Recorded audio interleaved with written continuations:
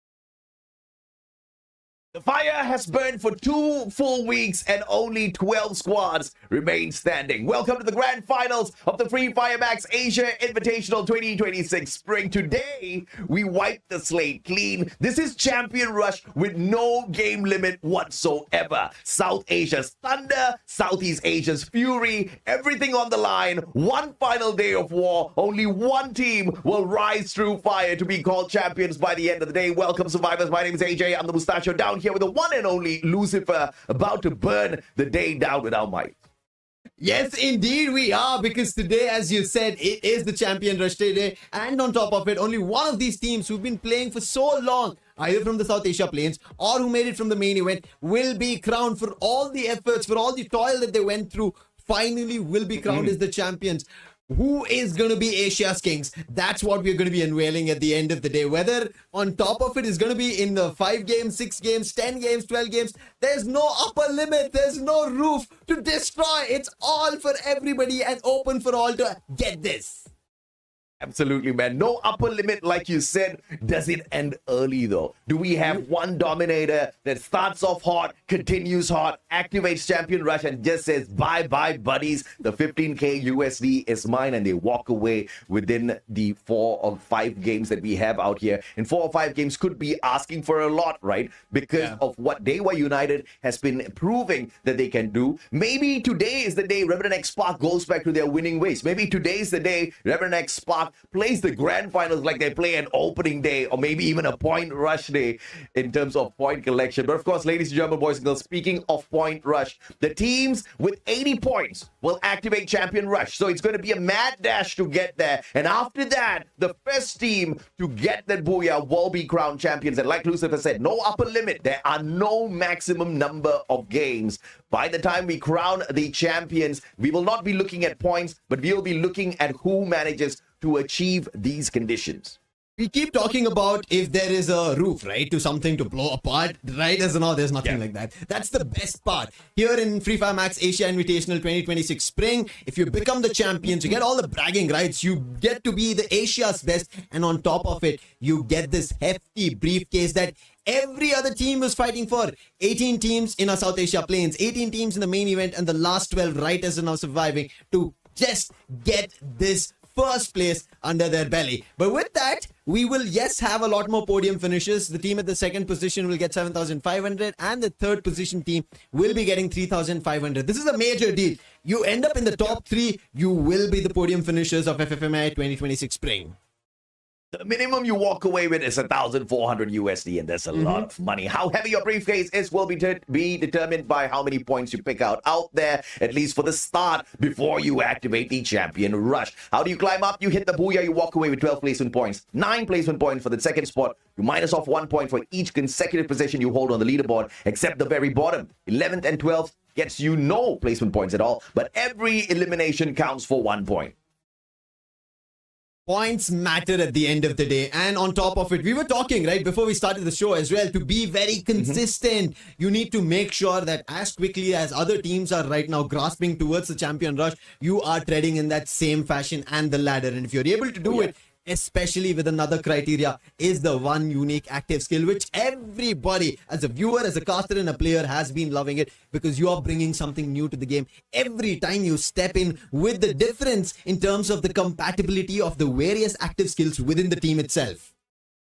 The entire squad must run 4 unique active skills, no duplicates allowed, and this has just been making all of the action so much more exciting. I want to see exactly who brings a little bit of a curveball activation on those active and passives today. We've got the teams playing here in the grand finals, and as you can see, we've got a stacked roster with South Asian teams. Southeast Asia has got only 3 representatives this time. Can they overcome the odds? Can they overcome the numbers to still rip this one away from the South Asian squads? Like you rightfully said, when we were witnessing FFMI 2025, it was a lot of Southeast Asian teams who had the advantage. They were actually also looking really great when we were talking about it. Bigatron by Vitality, Falcons, and all of them, right, doing such a phenomenal job. And now the South Asian teams with the new patch have actually risen through fire. Throughout the 2 weeks that we have had in action, they've now come into a position where they can be Asia's best. And that's what I'm loving. Like, if you just go back to the 25 season, they can be Asia's best. And that's what I'm loving. Like, if you just go back to the 25 season, they played there for the first time. South Asian teams understood how the lobby is. And now they've come to the 26th season and they're playing in such a phenomenal fashion, both in the South Asia plains, after in the main event. And now they are just one step away from being crowned as the champions. It is as easy for us to say here on the desk, but it is not an easy job to do. We've been talking about it. They've made it to the best 12. But how do you manage the pressure when somebody else activates Champion Rush? Absolutely, man. And even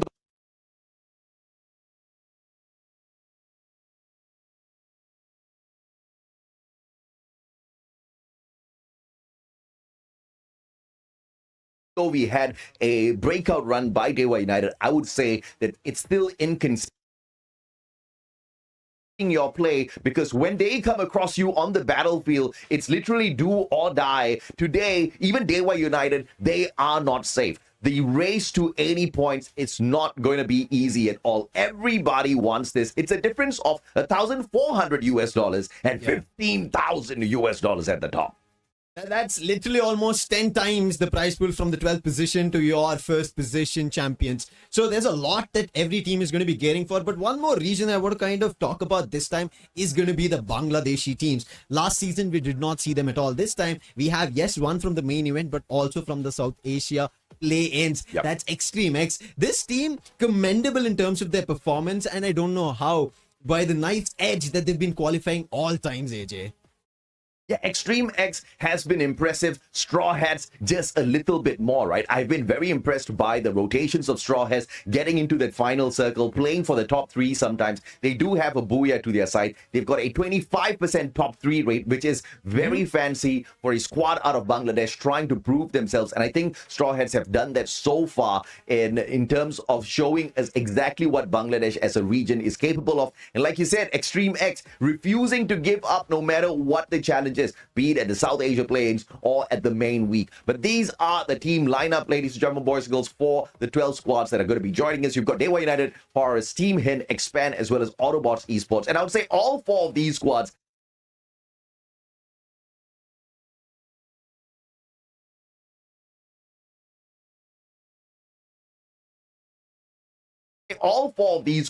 definitely stand out in this competition. Oh yeah, big time, AJ. These four squads, on one end we have Kiki, on the other end, from Expansion you have Luki. If you go to Autobots, you either have Johan or Mad God. And on Team Hind, I think this roster yesterday showed us that they are, as a whole, star-studded. KD got us the IGL, Sahil Jat yesterday ended up having a lot of eliminations as a highlight, and on top of that, Shoto, no question at all, with having an MVP such as Wolvin. So a lot of eyes, and especially being the recent title holders as well, Team Hind have an opportunity to grab a second for themselves.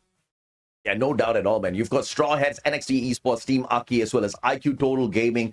Maybe the best out of IQ Total Gaming has not been seen just yet, but they are definitely a squad who can pull away 80 points within 5 or 6 games. They are a squad that will need this competition. They will need this grand finals to go the distance to stand a chance at becoming champion today. How long can they hang on, though?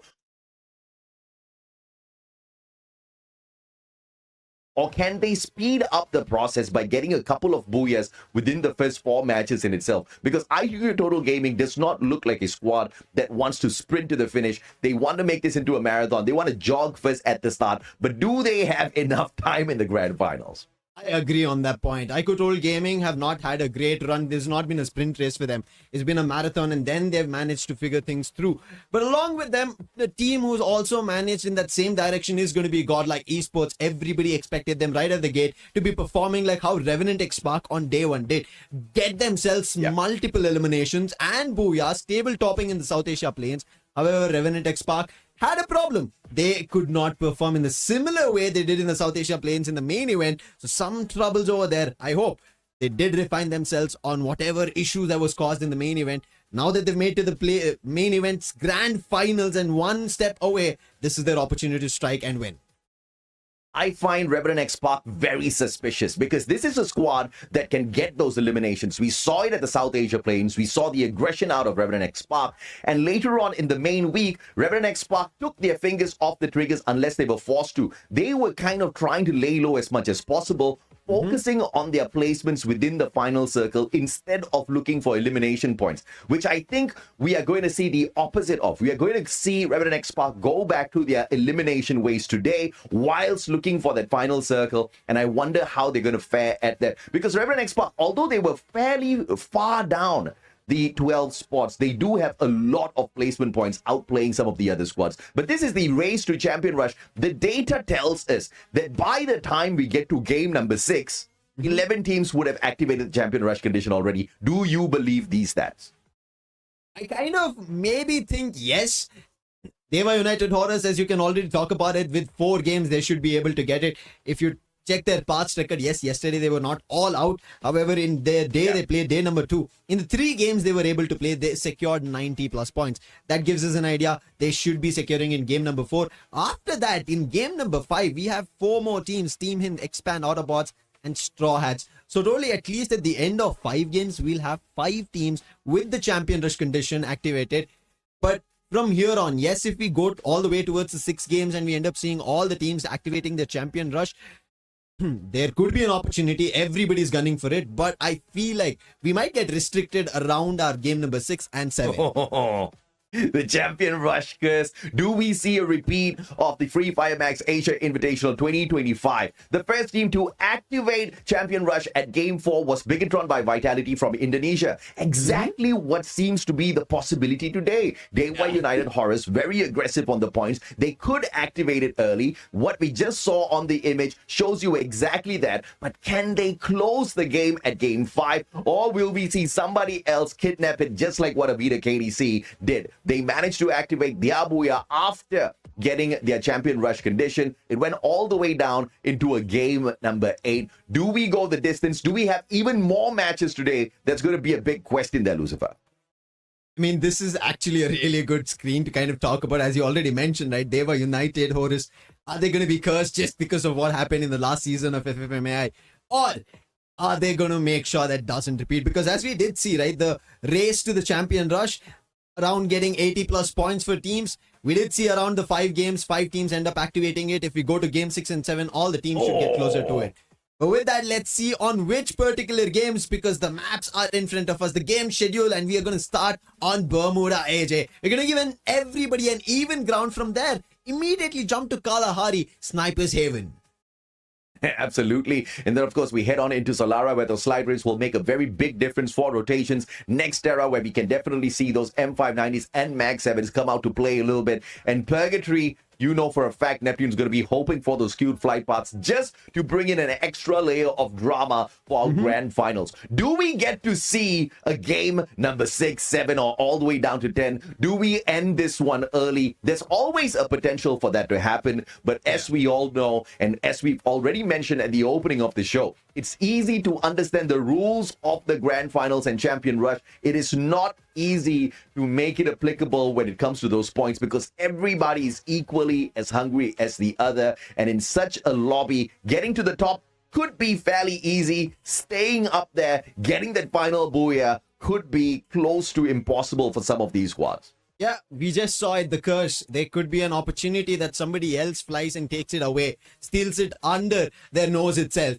So right as of now, this is the grand finals, the Champion Rush, and our first 5 games that you're going to be seeing, the 6th one, and from there on, all of them being randomized till the game 10 if we even head there. And even if we head further, all of them will also be randomized. But for the time being, not something randomized, at least, is the preferred drop spots based on what the teams have told us. We have it on front of our screens. And yes, that laugh and peak clustered.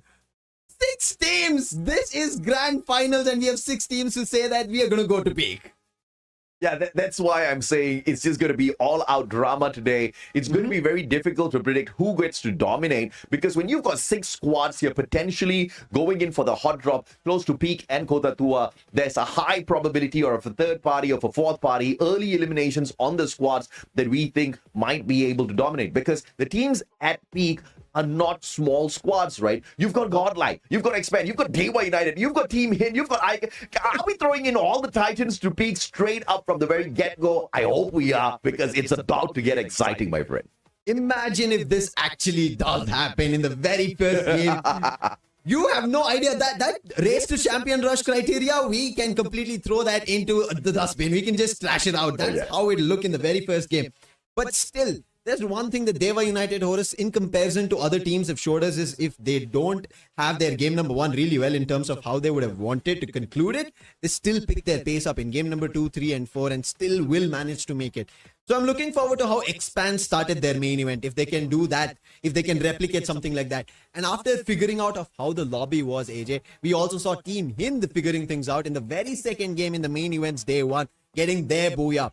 But one thing that teams need to understand is having the confidence, consistency, and on top of it, whether they get the booyah prior to reaching the champion rush doesn't matter. It's how you get the booyah once you reach the champion rush criteria. Absolutely, man. Let's take a look and see who you and I think are going to be dominating today. Both of us think that Deva United is going to be showing up in the top 3 within the very first game, but a little bit of a difference right after that. Team Hind and Expand, I've definitely got my eyes on them. You think Godlike and Reverend X Spark are going to be stepping up. The commonality here is we think the Indians are definitely going to wake up from the get-go. I think this is an opportunity for the teams from India, right? Especially having 6 squads. Half of the lot right as now in the grand finals, 12. It is them. This is their opportunity. And yes, according to stats, if I kind of bank on my predictions, Godlike should not be here because they've not at all had a great start in the starting pages of the South Asia Plains, or you take the main event. But on the other end, I think after all that they've been through, right, all the grind that they had to put themselves through, figuring out their squad, the new change that they had with Eko not being there, and now Nobita is in a spot that, yes, everybody is enjoying seeing Nobita play.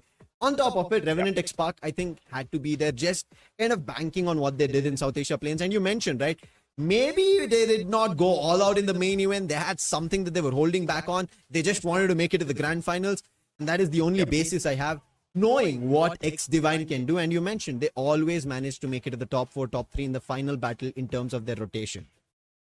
And I actually hope Godlike has been trying to keep a little bit silent in the competition just so that they don't want to be gunned down a little early as the other squads aim for them, look for them in terms of the hot drops to annihilate them early, understanding that they're a big threat, right? Because right now, Godlike looks like they're not a threat to the championship at all. Maybe that's going to be that secret weapon. Maybe that's going to be the tactic of Godlike Esports to just surprise everyone and run away with it. Because if you're looking at the stats, it really doesn't look like anything great at all. It seems like they've managed to scrape on through, and a couple of extra mistakes could have taken them out from qualifying for the grand finals. But that's not who Godlike is.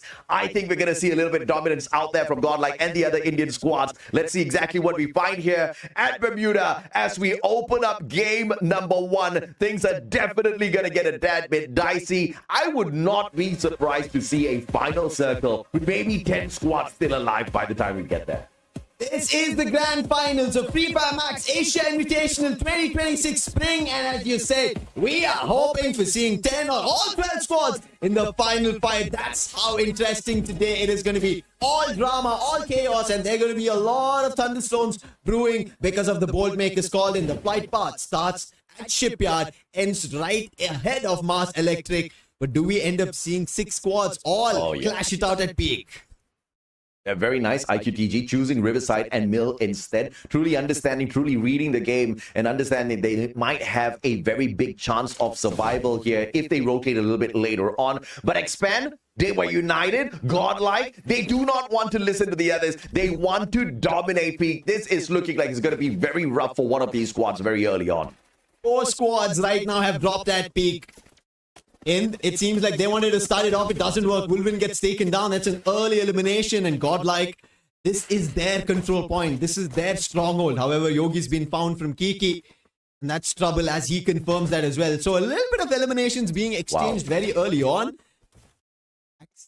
An opportunity. But there's Expand as well, who's troubling Deva United Horus now. Dude, I don't know if anyone needs to get punished for this because we clearly knew this was going to happen. 4 out of the 5 predicted squads do make it into peak, and they're just asking for trouble, right? Because you're not going to be able to guarantee anything for yourself in a situation like this. Autobots double on the elimination out of the players. They were United, on the other hand, losing Zax pretty early on, and they are the outside perimeter. The ones closer to the vending machine and a little bit of cover would be Team Expand. This is the opportunity if you want to take down Deva United Horus. It's happening from Expand. early on in their close range battle. They are unable to stabilize themselves. 3 of the players have been lost. What a great start coming in from Expand. But on the other end, Deva United Horus now have completely disappeared from peak.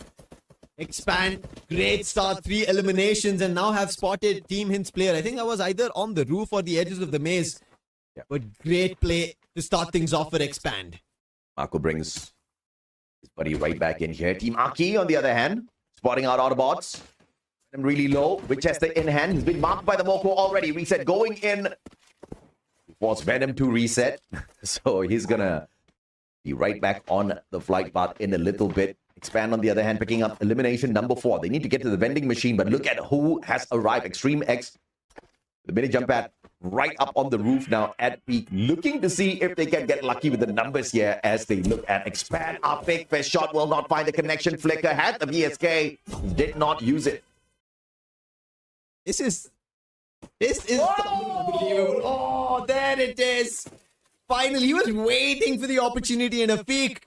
He stood out and was eliminated. But Sajan also got trouble, but thankfully, Extreme X playing together, they will quickly recover him. But still, Sajan's still getting hit. That was coming in from Expand's Vaults, and Vaults will pick him off at that roof's edge. This is Expand saying, you pick a player from our end, we are going to be avenging him instantly, irrespective that you're in a position where we might not have the height advantage, still do it. It's a very poor strategy from Extreme X. It's kind of splitting up on the roof, not backing each other up, playing the 2-2 split, and they lose a player. Now going to be forced down to the lower ground to get to that vending machine. And obviously, that's not going to be something they're looking for in such a crowded area at peak. Imaki, on the other hand, up against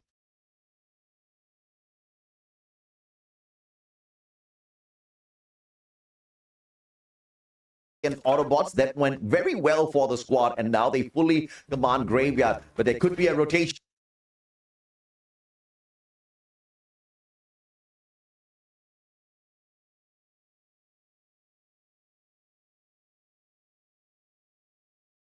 Maki might be in trouble. Fix has to make a run, but Team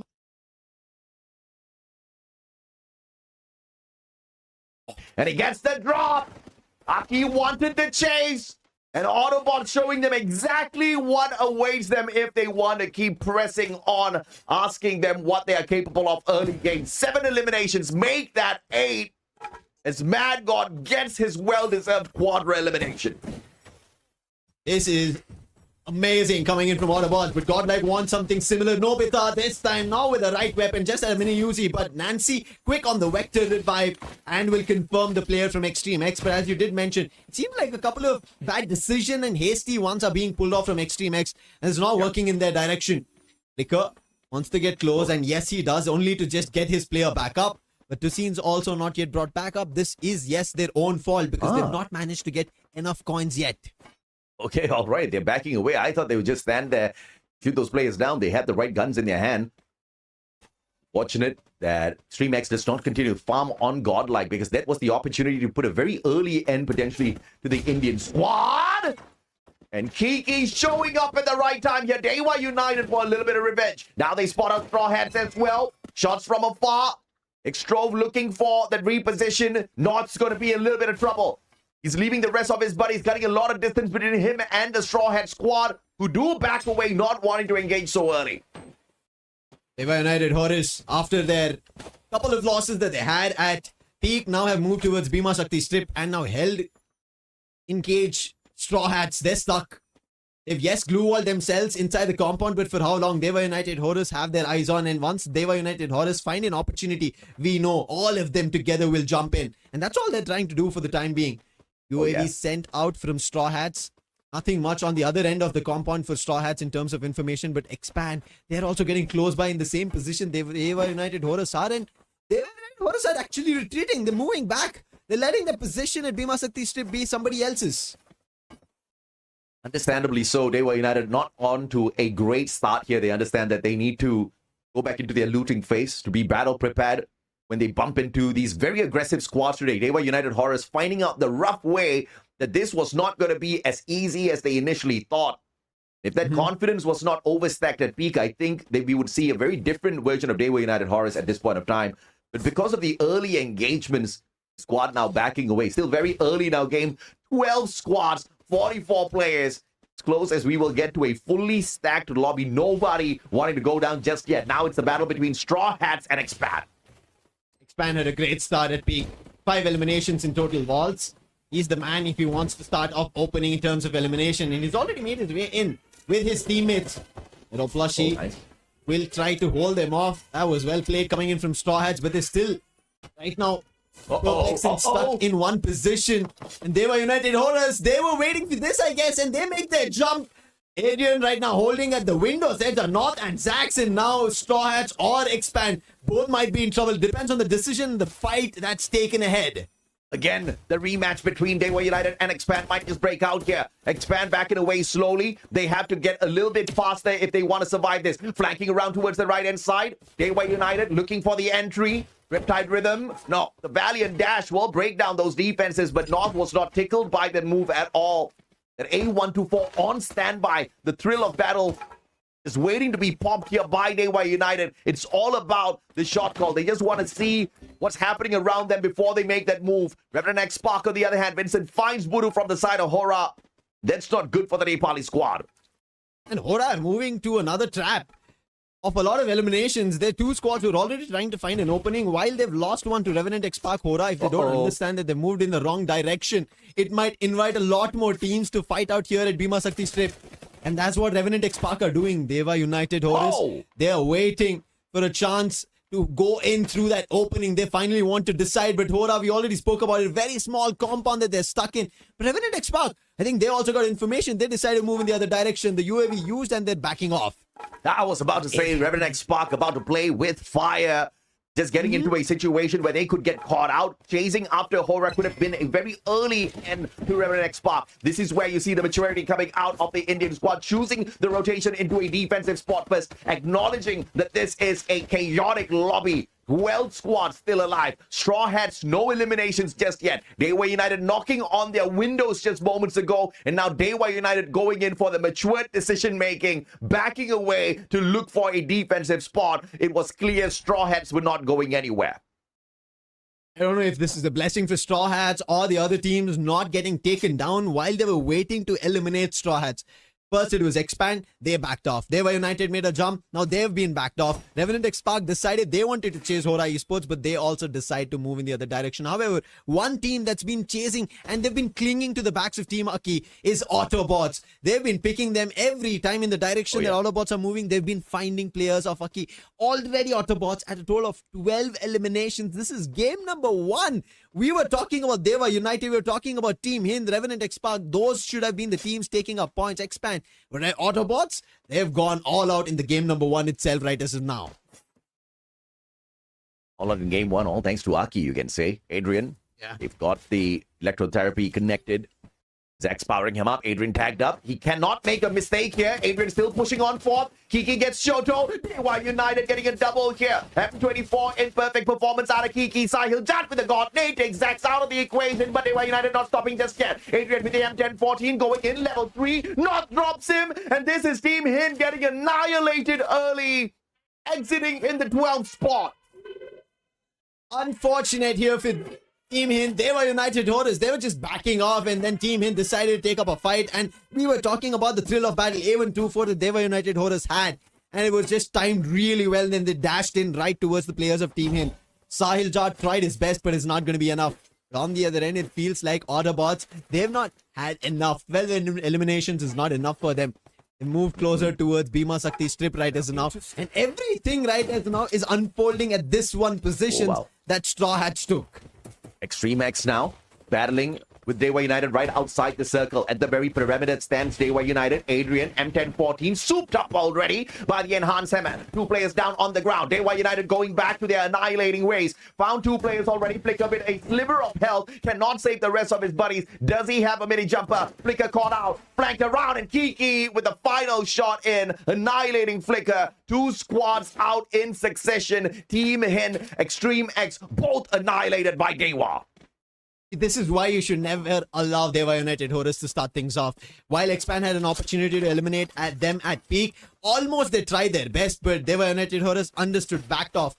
opportunities for Deva United Horrors are not something that any team should be giving them, and especially when it is the grand finals. There is no more qualification. There is no more that you have to stay in the top 8. It is about getting towards the champion rush. But on the other hand, it seems like every team has strayed away from the peaks position that we were talking about, and everybody is now making a jump at the position of Bhima Sakti Strip. Revenant X-Pac backed off by defense. They spotted a team flying close to the compound that they are in, and now they want to challenge, and that's going to be Team Aki and Team Aki.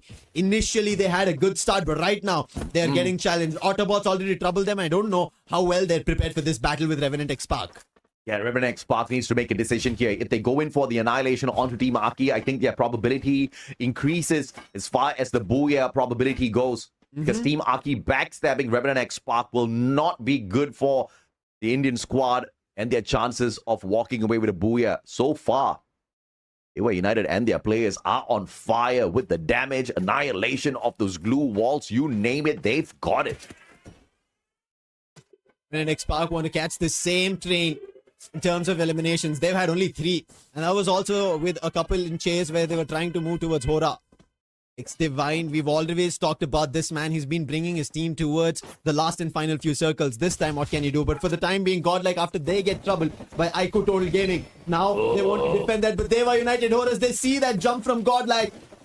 Godlike hold themselves. Zax, however, quickly turns things around, puts Nancy Marco north with the launcher.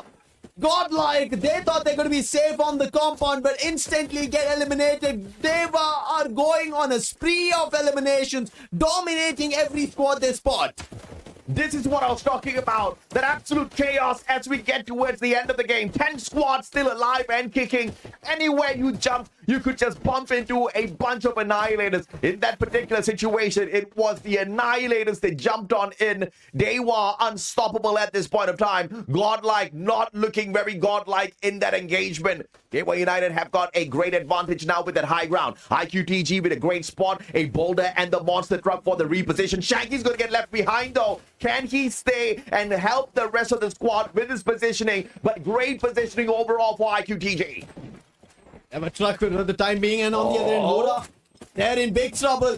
They might be getting eliminated. One small compound that they're stuck in, but TG, they get spotted from another team. They get instantly hit back, and for the time being, they hold off. They know that they're in a good spot. No teams to backstab them, but they shouldn't make a mistake with the Bolt Baker being active as of now. Holding off, slowing things down. This game in Bermuda, game number 1, has not been a map that multiple teams have picked Booyah. Godlike, Revenant X-Pac, and Autobots are the only 3 teams so far in the journey who've gotten a Booyah on Bermuda. So, treading lightly and taking it step by step should be the approach. Talk about timing on that horror blue wall. Gateway United still with that high ground advantage. Adrian getting the knock on to Mafia. Pickup should be easy. Fuwara, X-Divine, Reverend X-Pac about to be dismantled, but Fuwara takes himself out with a misplaced grenade. Expand with the open ground revival as they run on in looking for Godlike Nobita. Players being knocked down. Instant backup. FGL does not find the connection. Nobita still safe. Straw Hat's in trouble. And Waltz does not get the final shot, but the follow-up in the MP5 gets the final play of Revenant X-Pac out of the equation. Expand, they've made their way in, put down Nobita as well. Nobita tried once more to survive, but that doesn't work out, and with that, Godlike will be eliminated. But Deva United Horrors, they have the rooftop, and now they're not allowing Autobots who got closer, and Straw Hats are taking an advantage on that. On the other end, NXT, they vanquish and eliminate Aiko Total Gaming with the plethora of nades coming through from Ash. And that is another team to be eliminated. But Autobot with a phenomenal rotation here. Grenades not going to find the connections just yet. Straw Hats backing away. Expand on that lower ground. Glue wall separating Autobots and Expand. The floor separating the Straw Hats. Expand as well as the team that holds on to the highest ground possible. Deva United with 16 eliminations. One saloon building is what teams are holding right as now. They want a fresh cut, but who's going to get it? Who's going to be able to get eliminations? Who's going to be walk out here like a boss at the end of this game? Expand, holding at the edge, and we know they love to play together, denying the entry. And this is what happened when we saw Ash picking with the nade on Aiko Total Gaming, but not having the number, and Hora ended up picking Sabo, last man surviving. Oh, it was not actually Hora. It was coming in from Straw Hats, the compound that they are in, and now Hora They're trying to pick off Aki, but yes, they actually do it. I thought Deva United Horus will be able to steal it away. I don't know how Hora are also surviving. We are moving into chaos that's going to unfold, but the zone, AJ, that's shifting, giving chance for teams to still stand here at the saloon building, but Expand, they decide to challenge Straw Hats, go right in, find the opening. Extra will be put to rest. On the other end, Autobots, they make a challenge towards Hora. Two of their players are down now. Hora, Savage, the last man standing, position now known by Kunal, and he'll put an end to him. Autobots get this game to the top 4 teams. Autobots, beautiful play, beautiful rotation, but now one player down on the ground. Venom needs to be picked right back up, but Adrian says no with the Winchester. Dewa United still have got the advantage with the numbers. Now Dewa United, early rotation, looking for the circle. Autobots under pressure. Dewa United don't need to move, and they know everybody else needs to reposition, and they're playing their advantage well here. Expand, like you said, don't need to get out of the salon just yet, but Autobots are now in a little bit of a pickle. They have to depend on their glue walls on this rotation. Rotation so crucial for Autobots, but Deva United Horus is Adrian holding with a Winchester, and on the other end there's Kiki. That is going to be a tough battle with only 3 lads at their end. On the other end, you can see Expand, they're just holding off. They are letting these two teams fight it amongst themselves, but Autobots, they're also not making a mistake. They're waiting for an opportunity, but Mad God being troubled, his glue walls multiple times being destroyed. Johan is deciding that we go challenge Expand at this moment, and that's the reason they're treading in this direction. But Kiki, he finds on this AWM. He was relentless in taking these shots, and finally the connection comes through. Oh, one more needed for Kiki. Can he find Kunal? Kunal with a jump. Kiki smashing down those glue walls. Just having to reload at the wrong timing there. North with the pressure as well, peppering down those shots. Car 98 for action. Expand have been safe for the time being. Now they're finally going in for the attack. They understand that now is the moment. Lukey with the Morse. Stealth fights in play. Finally comes on out. Not tagged up. Autobots from the bottom. Dewa United being squeezed from both sides. Out of the circle they go. Tanking the damage. North will be pressured. Walls with the MP5. Mad God. Backstab. Have been caught out as well. And Autobots taking advantage of this tense situation. Sion up against Mad God. Timing from Mad God. It's now a 1v1v1. Kunal sorts it out. And Wolf gets the final shot with the SMG. And Expand walks away with Booyah #1. What a game coming in from Expand. The way they converted this to be a booyah. Look at Luke celebrating. Unbelievable. They let Autobots and Deva United Horus fight amongst themselves. The opening when Expand got it, it was all on Luki. He picked off Adrian, who was on the roof. That gave them a chance to move against Deva United Horus. They made the jump right towards them, and Autobots, while they wanted to go and fight with Expand and saw them moving in the other direction, it was them also squeezing Deva United Horus, and Kiki ended up being the last man sandwiched in a glue wall, which Kunal spotted, and Kunal was not ready. He was a little surprised on how Vals just with a UMP moved to his direction and put him down, but this game itself from Expand, you have to give it to them multiple times right from the start at peak. The way they ended is just a brilliant job, well done. Oh yeah, it was a brilliant game for sure. One team got the booyah, but 3 teams won this lobby. That's Expand, that's Deva United Horus, that's Autobots eSport, Malaysia, Indonesia, India, all 3 stepping up very early on. And of course, even though Expand gets the booyah now, the booyah means nothing except extra few points for the placements. As far as the dominance of the table, all 3 teams have outperformed everybody else. 27 points. AJ, has there been a day in our All South Asia play-ins, our main event, that 3 teams in the top 3, we were talking about the podium just on that prize pool as well. 3 teams getting the same amount of points, 27, 27 and 27 as you said. These 3 teams took this game. It was a well-deserved, well-fought out, well-played from all these 3 teams coming in from 3 different nations, and what a performance in the grand finals to start with. Autobots almost managed to outdo both Dewa and Expand. I think the biggest problem with what Autobots did there was in the final battle sequence, where they did have an advantage, rotating from that lower ground, but going in for that flank, using the outside perimeter of that final zone, taking some damage from the blue before engaging, just didn't give them an extra chance. And the guy that took the final shot, Waltz with the MP5 level 3, had the Oscar, had the Nikita J. Beeps Joseph, making this guy a walking, running tank. That Oscar getting refreshed a little bit quicker, all thanks to that Rocky, just made this guy battle ready at all times out in the open. Amazing flanking coming through from Expand at the very end as well. 6 eliminations, 2,489 on the damage with 5 assists for Waltz. I think Waltz has been a player from Expand that we even saw during our game number 1 in main events, day 1 performance. And he's been consistently performing, even in some situations where we think that, okay, Expand don't have the better game or better positioning. It is always Waltz picking up eliminations for his team. Even if they get eliminated, he has the IS. So a great game coming in as he becomes the MVP. We also have to talk about the team with Afiq, Zion, and Luki. With Moss being played on top of it, Alok, we saw them with this play and setup in the games that they got the Booyah on. So really well played, and they don't have a Beastion coming through. They did not concentrate on throwing down nades. As you can see, there's no Alvaro as well. So this is a really good setup in just going in for gunfights. Oh, very shocking to see Expand bring that Alok in, focusing on a little bit of the recovery instead of just going all out with the annihilation. They don't bring in the time turner out of the chrono, which is very weird for me, but it seems to have worked out well for the squad. If you look at Expand, they were looking to be aggressive, and one of the things that was definitely going to give Zion that advantage was that Alok, and he used it perfectly. But I have to say, props to Luki as well as the sniper of the squad. The usage of the Moss, I think, was pretty brilliant all throughout the game. He put himself in positions that was really giving trouble for Dewa United. Although they were having that high ground, they could not punish Expand because of what Luki was doing with that AWM.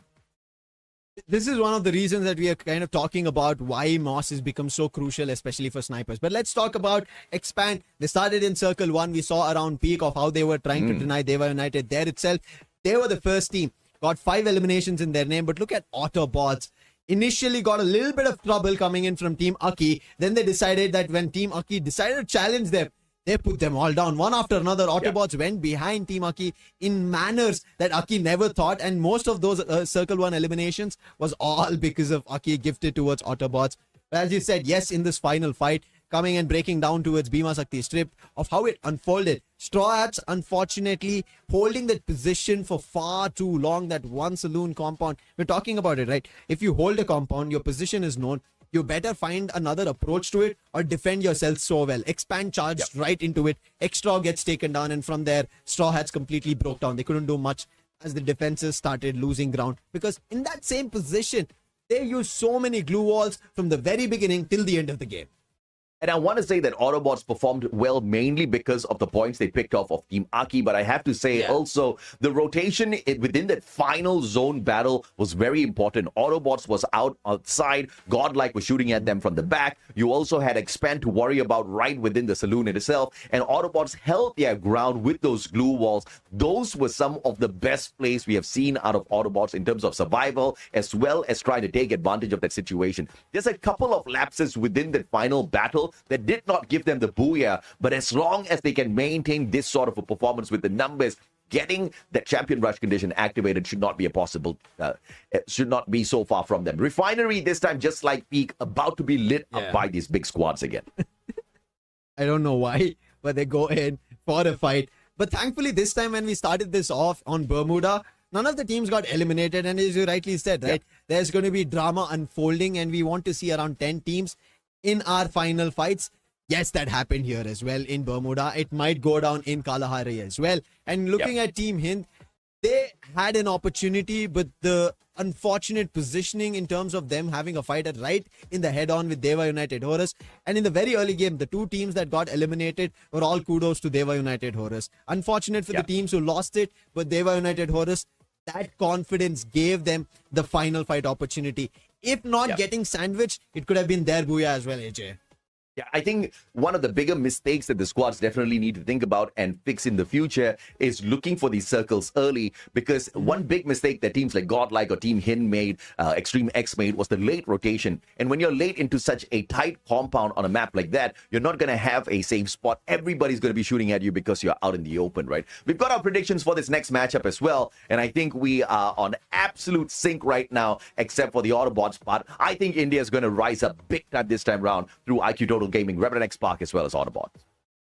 Going towards Kalahari, this has been a very successful map, if I want to call it, towards the Indian squads. They have seen their victories here. They've had a lot of conversions, yes, and especially this being a game where we are kind of talking about that teams need to reach to Champion Rush. This is not us trying to figure out who's going to get the booyah. It's about securing as many points as possible. And the reason I brought in Extreme X, yes, not the likeliest team that you would have, like I should have had maybe Straw Hats in my pick, but Extreme X, they try to do something out of the ordinary. And I think that could be something that they try to pull off here. Unfortunately, they got eliminated again. As I said, Deva United. There's been Deva United's name in this game number 1 multiple times, multiple instances, and that's how they played the game. However, there's been other challenges, other teams who've played really well. Autobots, as we already spoke about them. The way they rotated, unfortunate that the zone was closing in their direction. One of their players got lost because of Kiki. So situations like that make you force in the other direction. You figure out and question your own thoughts.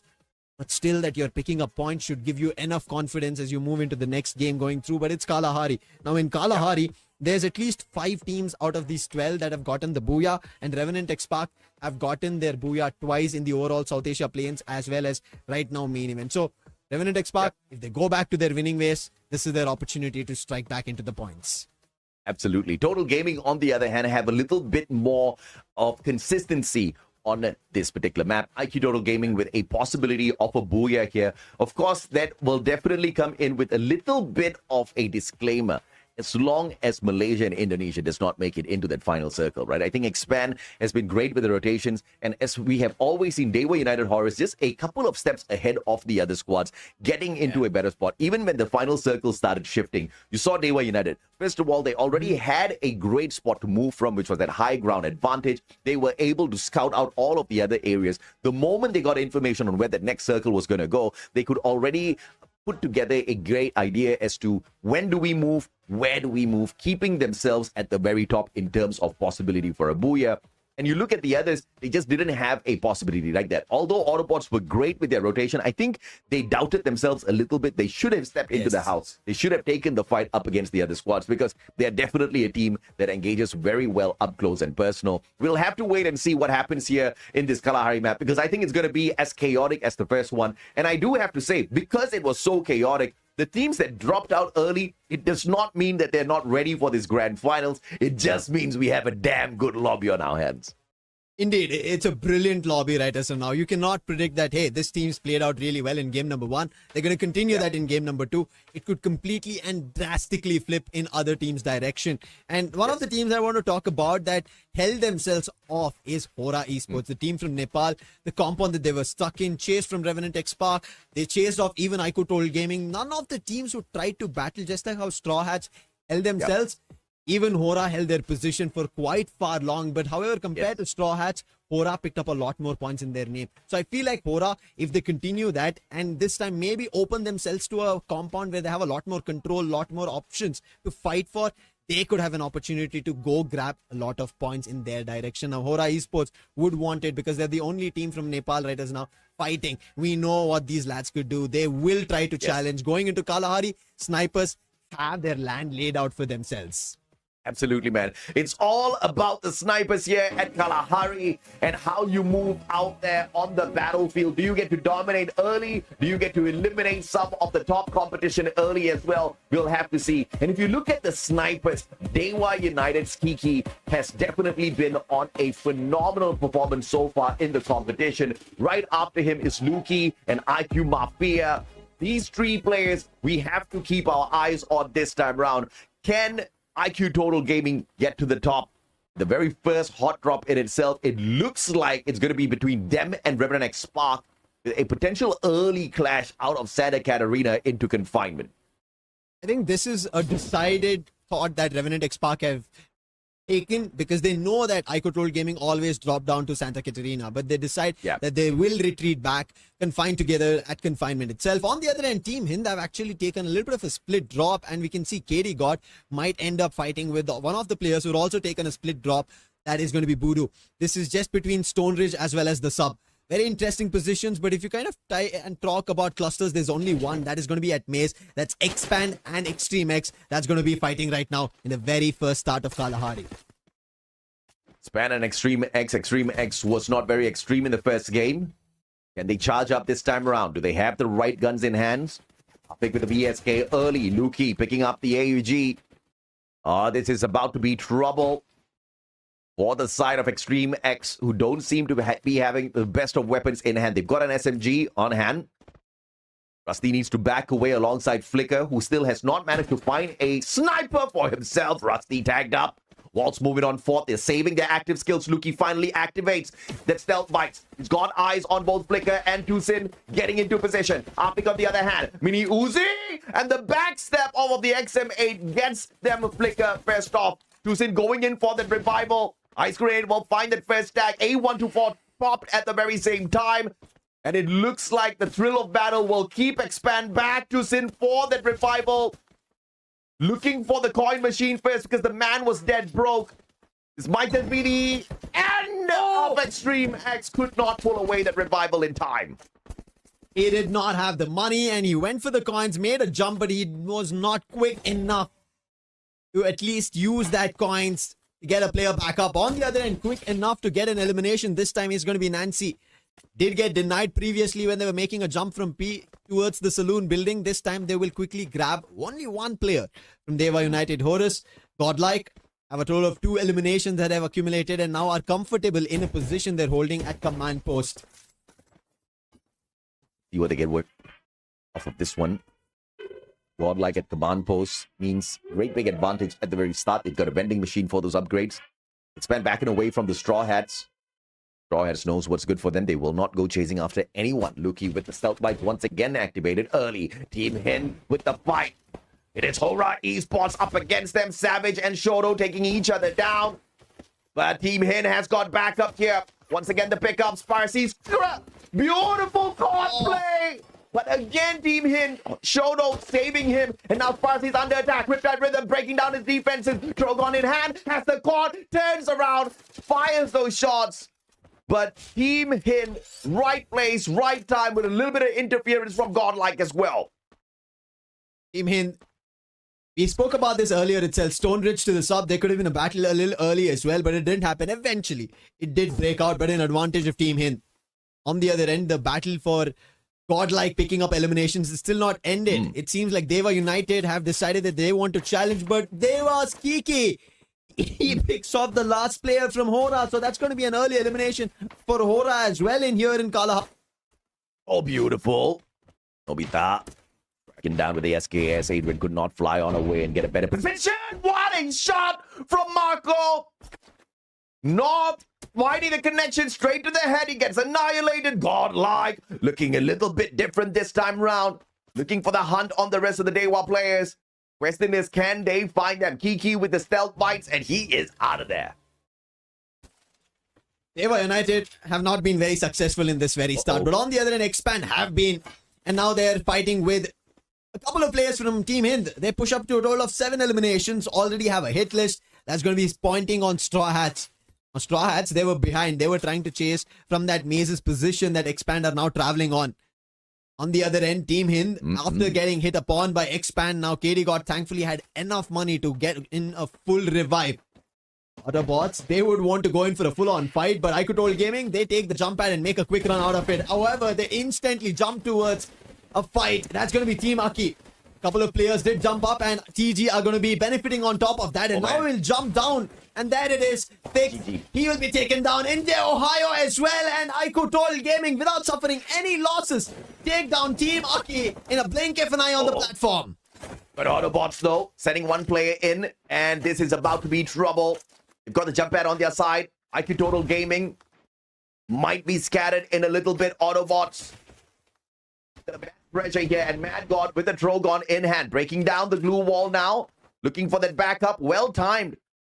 But it looks like IQTG right below the platform, looking not to engage too early. Shanky throw. God could not turn that 180 with the F590.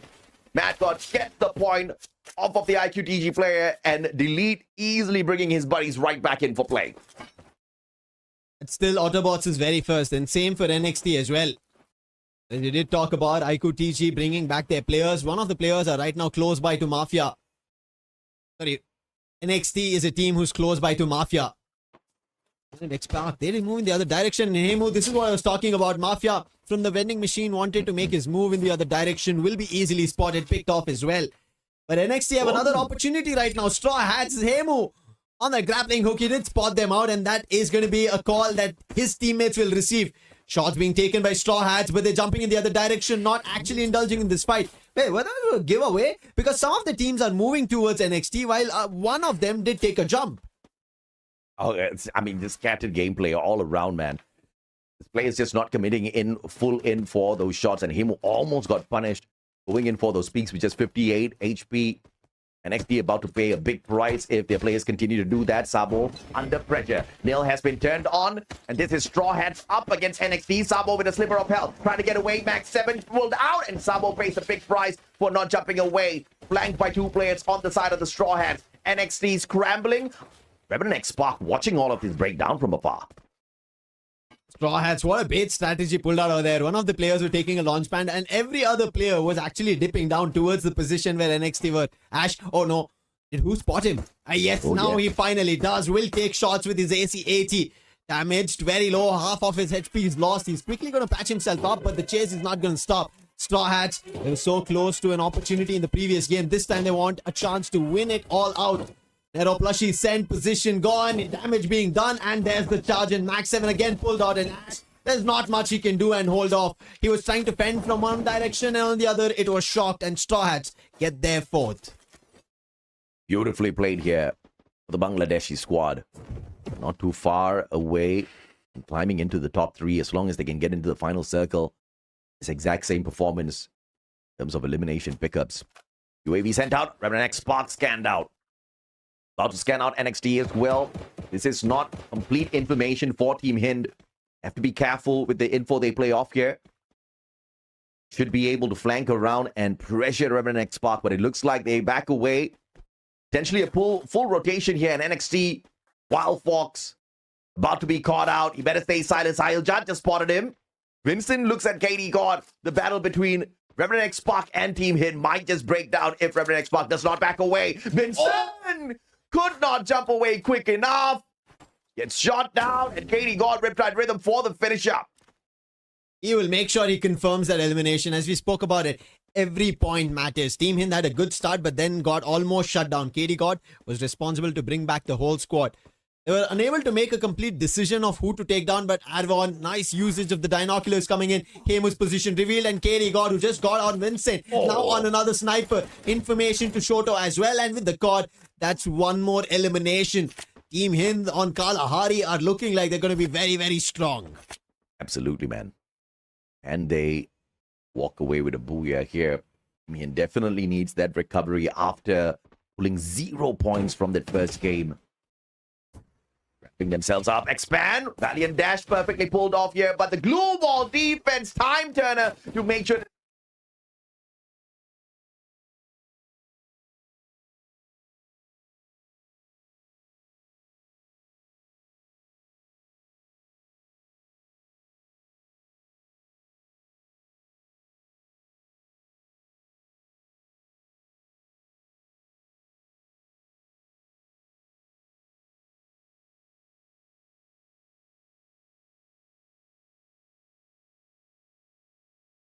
ball defense time turner to make sure that they get a confirmation as well. Is will be put to rest. We were just talking about them. They look strong, but they will be swept out as godlike step in. They have 10 eliminations. We talked about the rise of the Indian squads. Unfortunately, it was the Indians versus the Indians this time round. Team Hind 2 games in a row have bowed out early. At least this time they have solid eliminations on their side. And something to play with in terms of placement points. Godlike now up against Straw Hats. Easy spot for Yogi here. Riptide Rhythm on standby. Has the backup of Marco. Strove out in the open with the VSK. They need to sort him out first. Marco just cutting it a little bit closer. Has got the extreme encounter with that Zane and the Valiant Dash on standby. But like, they know the position. Melcher's being used. Marco might be in trouble. He's tagged. Has to back off. That was nicely played from Straw Hats to push back Godlike. Now, Godlike are thinking of re-strategizing on this approach. They initially were almost close to jump in. They had their abilities on the ready. But Straw Hats, they pushed them back. A very good play here by Godlike. Just choosing to recover, regroup, and then strike Straw Hats, who are now a little bit more confident, thinking that this must be a small squad that's running away from us until they start knocking on their doors. But it looks like Straw Hats is wisening up a tad bit here, backing away. Great strategy by both, but both the teams get scanned out by someone else's binoculars. No idea who that is. Not spotted on camera at this point of time. And Strove with the VSK just looking for an angle as Godlike holds onto a decent high ground. Now Yogi, he starts taking shots as he spots the players making a move. There's also a landmine they just saw. So if Straw Hats move in the wrong direction, will step on these mines, damage done, and then Godlike might quickly jump in, as you said. Godlike moving back might have given an opening and an opportunity that Straw Hats think there is a chance. On the other end, we end up seeing TG picking up players from NXT, but that's been an exchange as Hemo tries to pick one off, and Autobots on the field, as we see, they are fighting off. They were United Horus, but from afar, Godlike had another eye. Wait, what? They were? One last player, Kiki, he's the only one, and Autobots have actually got them as a whole. It's one last player, no vending machine close by, and if he tries to actually make a run, there is one. But he will be instantly spotted. 1700 he has, but Autobots have 3 players. Autobots need to camp at that vending machine right here, right now, to stand a good chance. NXT, on the other hand, annihilated. Taken out in the 8th spot. IQTG, the culprits in that situation. Vending machine right down below for the quick recovery here at Refinery. Expand looking for those revivals as well, little by little, but it's now a full squad right back in. KY United, can they make their way back into this match? 38 points on the leaderboard at this point of time. And a double revival will keep KY United in the run for the Booyah.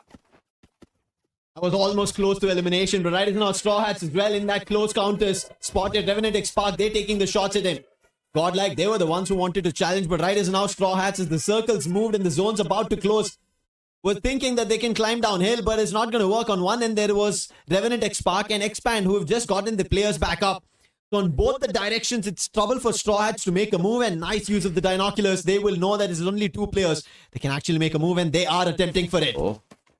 Okay, this might just be a false plan here. Expand with the trap. Yes, there were only 2 players there, but 2 others holding that high ground advantage. And here comes Luki with the snipes from up top as Waltz peppers them down with the SKS.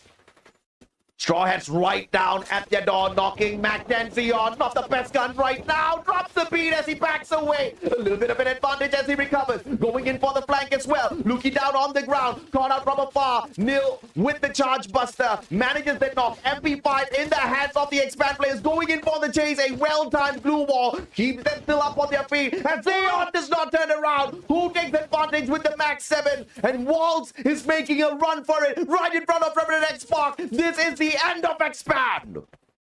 Teams at the top are now suffering. Expand going out. Now Autobots have a big opportunity. They've already been troubling. They just troubled Deva United. Thankfully, they were able to bring the players back. But it seems like Autobots, they're not going to leave Deva United Horus. They're still close by. And in that battle, even Godlike have been spotted. Kiki is getting damaged. He gets hit upon, and that's going to be Mad God picking off Kiki. North's position is also compromised. But for the time being, Autobots have another attention to pay. That's going to be Godlike. Autobots fairly consistent. Those ice grenades definitely chipping away at Godlike big time. Venom and Mad God. Mad God tagged up. Johan coming up with the M5. Go down with a God nade. It's a double. Russian straight in. Mad God with the Drogon. Looking for the annihilation. Autobots now annihilate Godlike early in the lobby. Out in 6 for the Indian squad. This is the best opportunity for Autobots. 16 eliminations in total. They've been troubling everybody. Now Mafia's been spotted. and he'll also be damaged, and he'll somehow safely land around the Arsenal. But that's the whole squad. And if Autobots decide to make a jump in that direction, that is them going to be going in for another battle. But not, wait, he's going right towards Autobots in a 1v3 situation. Make it a 1v4. His glue wall will give his position away, and Kunal puts him down. That's Deva United also out, and you're in the top 4. Autobots brought the game to the top 4 last time as well. Now it's them once again in the top 4. If they take out Straw Hats right here, right now, I'll get my top 3 on 100%. But who walks away with the booyah? Can Autobots pull off one of their biggest matches here in the grand finals? Reverend X Spark just hanging on for their dear lives, hoping for those placement points, hoping for a few extra eliminations in the final circle. Reverend X Spark losing 2 players. Divine Vincent down on the ground, picked right back up here for Vincent. And Venom just making it absolutely difficult, hitting him down once again. Go for be caught out as well. Reverend X Spark, one final survivor. Revenant X Spark in trouble. They wanted to play the long game. They wanted to just survive, and that's always brought them to the end of the game. But it's not given them booyahs, not points, and now Earth will be spotted. Venom will pick him out of the M82B, and now it's down to Autobots against Icotol Gaming. 2 Indian squads, a 4v3 situation. TG, they send out their Riptide Rhythm, and Aztec finds an opening on Venom, bringing it back to a 3v3 situation. Kunal throwing down a lot of flash freezes, but doesn't find any damage on the other end. Arsenal completely held off. Johan, Mad God, and Kunal. Now Aztec with his team making a flank, but is that going to be an opening? Melt is being used, and Kunal, he is also making a dash right now. Oh! Mad God with a mad shot off that SVD. Did he down on the ground? Mad God one more time. Throw God, valiant dash. Works out fine. And Autobots about to bag the booyah in a massive game. As they look for that final player inside the monster truck. Aztec fails on the pickup. And Autobots smash the booyah with a massive number of eliminations on the leaderboard. So much closer to activating Champion Rush. What a game coming in from Autobots. The way they've moved around the game, found eliminations, challenged everybody, eliminated multiple teams, troubled Deva United Horus, and even put an end to Deva United Horus' run here in Kalahari. Oh, yeah. This team, when they started and when they started playing, this is something that we kind of wanted, especially for the Indian audience and in the Indian circuit when they were playing Thales at FFAI 2026 Spring. Everybody thought this is the team, and especially of how Mad God plays. And right now, him as well finding that opening, because almost brought to a 3v3 situation, he turns it around once again. Mad God with the mad plays of the SVD and the Drogon. Well-timed valiant dash. Everything went right for Autobot in that final situation. And you know he was just wrecking the chances of his opponents. IQTG, they definitely had a decent chance, but 2 scrambled out there on the battlefield to no fault of their own. It was Autobots controlling the pacing of that final circle, and the confidence that they built up early game with all of those eliminations came in really handy. They went all out and they got it on point. And this was off of a really good game here for Autobots for sure, because if you look at the sniper of the squad, it was not the best position held here by the snipers. But it was Mad God that said, brother, no worries. I'll just get it done on my own as the rusher for the squad. And that's the advantage of bringing in this long-range weapons, even if you are the rusher. 35 bomber. This makes Autobots less than 20 points away from activating the Champion Rush condition. What did we just witness? And then Autobots pulling off a 35 game. 30 points plus is an insane count to be pulling off in the grand finals, and Autobots just go all out. This is why we were talking about that. Out of the 12 lot, we have 6 Indian teams, and it is an opportunity for the Indian teams, the Indian contingent, to go and take away the Asia's title in their favor. And following that suit, very close is even Icotol Gaming, a total of 26 points in their name. Godlike as well, they have 16 points. So 3 teams in that top 3 position. On the other end, Deva United Horus, they have only 13 in this game. Still, something manageable that they were able to pull off. However, Revenant X Spark, they made it till the top, but the position that they ended was only the placement points that they end up getting, and they're at the bottom at 10th. But Autobots all the way at top at a total of 62 points, a difference of 21 points from the team at the 2nd spot. And this is during the grand finals where everybody is trying to get to the Champion Rush criteria, AJ. Can India get it done early? Can South Asia win big here at the grand finals of the Free Fire Max Asia Invitational 2026 Spring Autobots? Try to prove that they most definitely can. Consistency in the first two games, and that was a mad rush. This time, they didn't have to do it off of Team Aki. Everybody else fell victim to them. And they were United Horrors.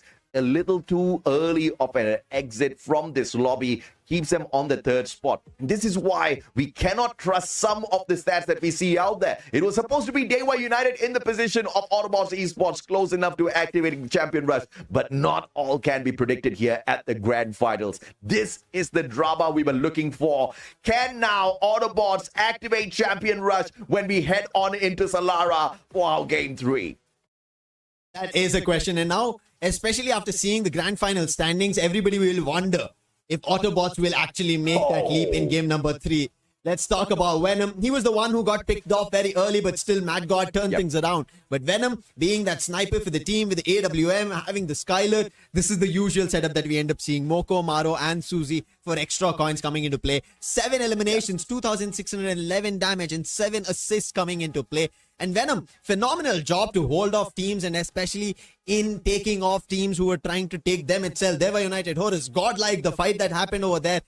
Autobots had so much confidence that they never moved away from a fight or fended themselves or even decided to actually separate themselves, peel off from any fights at all.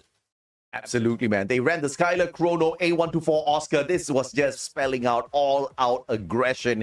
This is the perfect active skill combination to run at your opponents, annihilating them on the way. The only player that was forced to stay far, far away from the rest of the team members was Venom. Because he had the Maro, he wanted to keep a little bit of distance and have a little bit of extra damage. But you see, they are a squad that respects the current state of the game. In their loadout, they've got the tactical market, the team booster, as well as the enhanced hammer. And if you're a squad that's not betting on the enhanced hammer, you are making a big mistake in this particular meta. And look at the numbers, man. Everybody was on fire on the side of Autobots.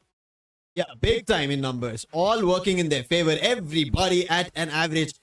This is not even average. Everybody's at almost 2,500 damage. There's no average that I have to pull out. That is how wonderfully they played. 7 eliminations for Venom, which we already spoke about. Kunal has 5. Mad God has 6. Johan has 5. And assists 7, 7, and 7. And 4 assists on Mad God. Their numbers are so nearby. They've been playing together as a team. This is the best team coordination on a grand final that you'd expect. And them pulling it off in such a manner for a booyah as well. No doubt, man. Command post, they smashed it. They went on later into Refinery, looking for a little extra opponents as well. And with that high ground advantage, they pressured Reverend X-Spark. And I can say one of the biggest reasons why Reverend X-Spark didn't get very far was because they bumped into Autobots a tad bit too early, forced on the recovery, bumped into them again at Foundation, and Autobots just wasn't making it easy. Godlike got away from the side of Autobots, but later on, even though the players or Reverend X-Spark kind of survived quite long, looking for those eliminations proved to be very difficult because every time they came across Autobots, they were losing players and being forced on that recovery play. Yeah, I think every team, like when we were looking at game number 1, right, there was drama, chaos, every team fighting, almost looking like it could be anybody's chance. But this game, I think clearly from the very start and get-go, because you've been every circle that's passed, they've been very consistent in getting eliminations. 3, 4, 3, 1 elimination. Circle 5 has been their biggest, along with Circle 6. 6 elimination each. So brilliant stuff. And Autobots commanded this whole game of Kalahari that we witnessed. Now moving towards Solara, a smaller map, which enables these fights a lot more. And looking at Echo Drain from the position they will drop, they have a journey that they could again travel and move towards a lot of fights that they would like to convert in. On the other end, TV Tower, another 3-way fight, something that I don't think will happen. However, I'm surprised that Revenant X Spark are not at TV Tower. They just shift themselves a little south towards Casa Vista. Absolutely, man. I think at the end of the day, Reverend X Spark looking for the recovery play here has got to be a big focus for this squad, right? Because if you look at where they sit on the overall leaderboard, it's not a very encouraging spot. Reverend X Spark, the team that's supposed to start this day of explosive, only has gotten 4 eliminations from 2 games. How is this even possible, Lucifer? Yeah, unbelievable. But this is something that I'm worried about. This is what we were kind of talking about when we saw in the main event that Revenant X Spark were in a similar threat. when there's pressure, right, they take some time. I feel like writers now, just like we did see the recent circuit of how they tried and played, they take some time and then they figure the path through. And I hope in the first 2 games, even if they did not pick up much, they figured things out. But figuring things out is something in Cast the Predictions. You've been getting closer to it. I'm staying far away from it, at least today in the grand finals. But one name in synonymous is, yes, has to be Deva United Horus and Autobots. These 2 teams still have to be in the top charts. Unfortunate that the fight happened between Deva as well as Autobots in Kalahari, and Deva couldn't withstand how Autobots were performing. On the other end, you've gone in for Aiko Told Gaming, and I've picked Godlike, just hoping that there is a comeback because they're moving in that direction, but then they instantly get shut off. Yeah, I do want Godlike to find the recovery play out here as well. I mean, something has just been messing around with them, and I think I know exactly what it is. It's these other squads, man. They're too close in terms of capability, and it's actually falling down to luck and your position out there on the battlefield. And luck when it comes to the timing, right? Are you in the midst of a rotation without a jump pad when you get caught out by some of these squads? I mean, you definitely need to have the better guns on your side. And with these teams forcing hot drops so early in the game, I think they're not helping themselves out in any way whatsoever. Underestimating this lobby is going to be the biggest mistake some of these squads make. And I think the squads who back away from the early engagements are going to be really blessed with bigger chances towards the final parts of this matchup. I really like how you mentioned that you cannot underestimate any player, any team in this lobby.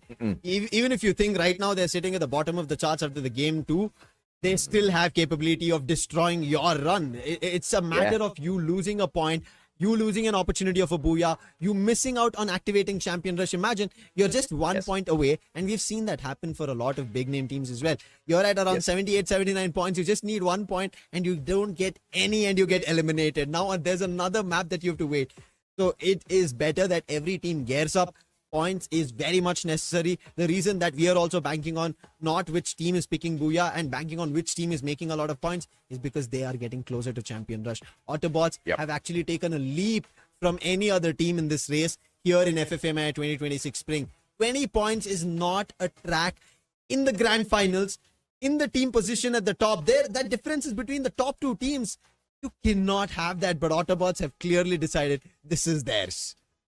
And I love the fact that a South Asian team is dominating the top. I love the fact that a South Asian team is close enough to unlocking the Champion Rush. We are less than 20 points away. Yes, they've got a 20-point distance between themselves and Expand, but they're less than 20 points away from activating this Champion Rush condition. Exactly. But will the Champion Rush curse hit this squad who is up on the very top a little early in the competition? I don't know, because there are squads at the bottom who have got nothing to lose. And all they need to focus on is stopping Autobots from getting there or getting that final booyah so that they can stand a better chance of activating it for themselves and grabbing the championship. As we head on into Solara, things are only going to get spicier. It is indeed, because Solara enables a lot more chaos and it is not at all going to be controlled. While we were seeing Bermuda unfold with so many teams in clusters in positions that they were not ready for, and then Kalahari surprising every team at every corner, Solara will force for a lot of fights as it starts off. Riders Club is where we start with Extreme X taking a drop already. Team Hind making a jump towards Windmill. I'm taking a look at the map if there is any clash right at the get-go. Waterfall is where Aiko Told Gaming jump. We end up seeing Aki, who are close to Deva United Horus, so that is going to be a battle that we might see. And TV Tower this time almost seems to be empty. Revenant X Park, they don't go to Casa Vista, and no other team as well come towards TV Tower, so they decide to take a drop there. Finally, some respect, except of course Dewa looking to poke away at Aki this time round. Can Aki get a tad bit lucky with their positioning? Fuwara already has the cord in hand. Reset, on the other hand, looking for those better weapons. It is always a little messy to have a battle here, but Lightning Zone called out early by Dewa United. North gets caught out. What a shot by Fuwara on the slide rails as he backs away. Fix taken out of the equation here. It's a 1-for-1 between the two squads. They end up losing Zax. Oh no, Kiki, now he's making a run. He knows he doesn't have an opportunity, but there's also Mafia. I end up seeing Aiko Told Gaming's Mafia here. Yeah. There's a switcheroo. There could be a lot more than the hub would have requested. And there it is, Mafia with the plasma. Picks off actually a player from Aki. I thought maybe Kiki could have been taken down, but Reset using those rails was looking forward to more. And Fix, he's been brought back instantly. Mafia would go for that again once more, but this time denied. And Mafia, who was trailing around for maybe a couple of eliminations that he could pick. No, says the team of Icotol Gaming instantly. Shaki runs in, shanks the opponent out of the lobby for the time being. They were United, blessed by the presence of IQTG here, allowing them to pull in those revivals. But can they get away? Hora stops Alien Dread in his tracks. IQTG delete down, but Shanky is there for the save. Buddy's pulled right back up. And now Aki in a little bit of trouble. Kiki still trying to find some sort of a way to survive this particular spot. But even if he goes down, Hora on the way in. Even if Kiki goes down, the rest of the team members are back up on their feet. I mean, this is a place where we end up seeing people trying to connect, but this seems to be a connection for eliminations. Every team is making a jump towards the hub. Hora is here now. Godlike, they've made their entry. EG, in the meantime, they're still picking players of Aki. NJ Ohio still trying his best, but even Mubarak goes down. But Marco now finds Hora's players. Savage gets taken down. It's up to Stops. But I think Stops might not be here. On the other end, Revenant X Spark, we end up seeing them spotting a player, but Hora Stops. He was also here. He also gets picked off, but the battle doesn't end for Godlike. There's TG now that they have to challenge Nancy. He puts Delete down. There's a little bit of a space that's been bought. But Shanky, he wants also thinking about a revive, standing right next to the vending machine. Destroyed by the Riptide Rhythm, and also Shanky goes down with Mafia being picked off. And Godlike hold their front here in the hub. My God, the hub was messy this time round. Engagement after engagement, team after team, finding their way in, finding those eliminations as well. But the recovery is the most important. One of the first squads to fall victim to this chaos was Dewa United. They're halfway recovering. Godlike looking to put an end to Aki. NJ Ohio does not look like he's in a right spot here. Two players looking to break down his defense. Riptide Rhythm will make it even easier for them, and Godlike takes command of the hub. Final frontier holder right now is going to be Godlike. Numerous teams challenge the hub, but they are going to be the ones who rule it. And everybody, I hope everybody strays away from it, because Godlike have looked very confident in this position in all the battles that they won. But Autobots, they've looked confident even more in their journey from Kalahari, and now here. Quick run, and there's already elimination. They confirm Mad God. He is on a mad prowess of eliminations. And if this continues, it's trouble for everybody. Autobots have already gotten 2 eliminations in this start. 16 points more to go for Autobots. Can they pick it up? Sakil Jad, Team Hin, not as lucky this time round as they come across Godlike. Yeah, you're absolutely right, man. What is he doing here? Caught out in the open. Godlike will say just thank you so much for those points. Free stuff off of them. Aki up against Revenant X. Oh my, they fizzled out. Okay. Only 4 points. They were the ones who started things off at the hub. Looked better, but they are the ones who will be swept off. 6. While NJ Ohio was spotted by the last players, but did not work out. He'll also be confirmed and the whole team is out. But right now, NXT, they want to confirm a little more because they did pick off one player from Icotol Gaming. That player is right now at the vending machine. On the other end, I don't know, Hind, seems to be a second time full revival. Yeah, I feel like in Solara, especially because teams are clustered and forced to be so close to each other, players are picking them off the skies itself. Is one of those statements where I hope you are right about, where even the team from the bottom can perform, because Team Hind literally is at the bottom beside Extreme X at the moment, and they need these points. This better be their full final reset as they get towards that final circle looking for the Booyah, or else things might just get out of hand for Team Hind by the end of the day. Revenant X Spark versus Godlike is going to be a big fight here. Revenant X Spark already in position. Arch and Goku OP with the flank around, but the boys are going to be outnumbered. Riptide Rhythm breaking down the defenses of Godlike. Arch does not find the Valiant Dash, and a mistime Valiant Dash puts him on the ground. Nobita with the Winchester. Revenant X Spark up against Godlike, and the boys are all split up, which means Revenant X Spark will have to go on a reset now. There's an opening found, but it still doesn't work out. Gopo OP jumping all around. The glue walls will still be put on and confirmed. And Godlike Snock will the player be quickly revived. Vincent trying to run away. But Nancy, he's a little too eager for this. And there it is. Lee just brought back, and with the help of Extreme X as well, the last player gets taken down, and that will give a warning to Godlike as well. While they got the player elimination, they have to be worried. Extreme X right behind. Extreme X unlucky.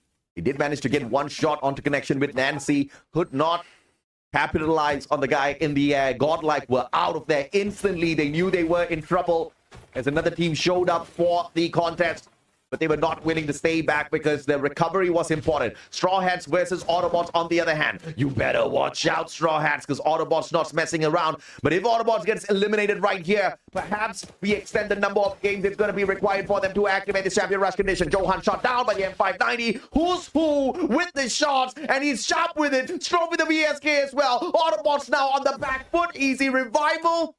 And they're right back in it with the numbers. But Autobots definitely challenged big time.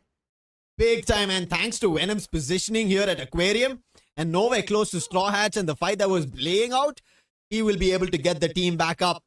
But on the other end, Toll Gaming, while they're trying to get their team back up, it's not working. They're getting picked off in rotations and revivals, and once again, their players are getting picked. Shanky's down, Aztec's position's compromised. Look at him with the Moss, and there's nothing that Aztec could do. He will be picked off, and that is it. Total Gaming also end up getting eliminated.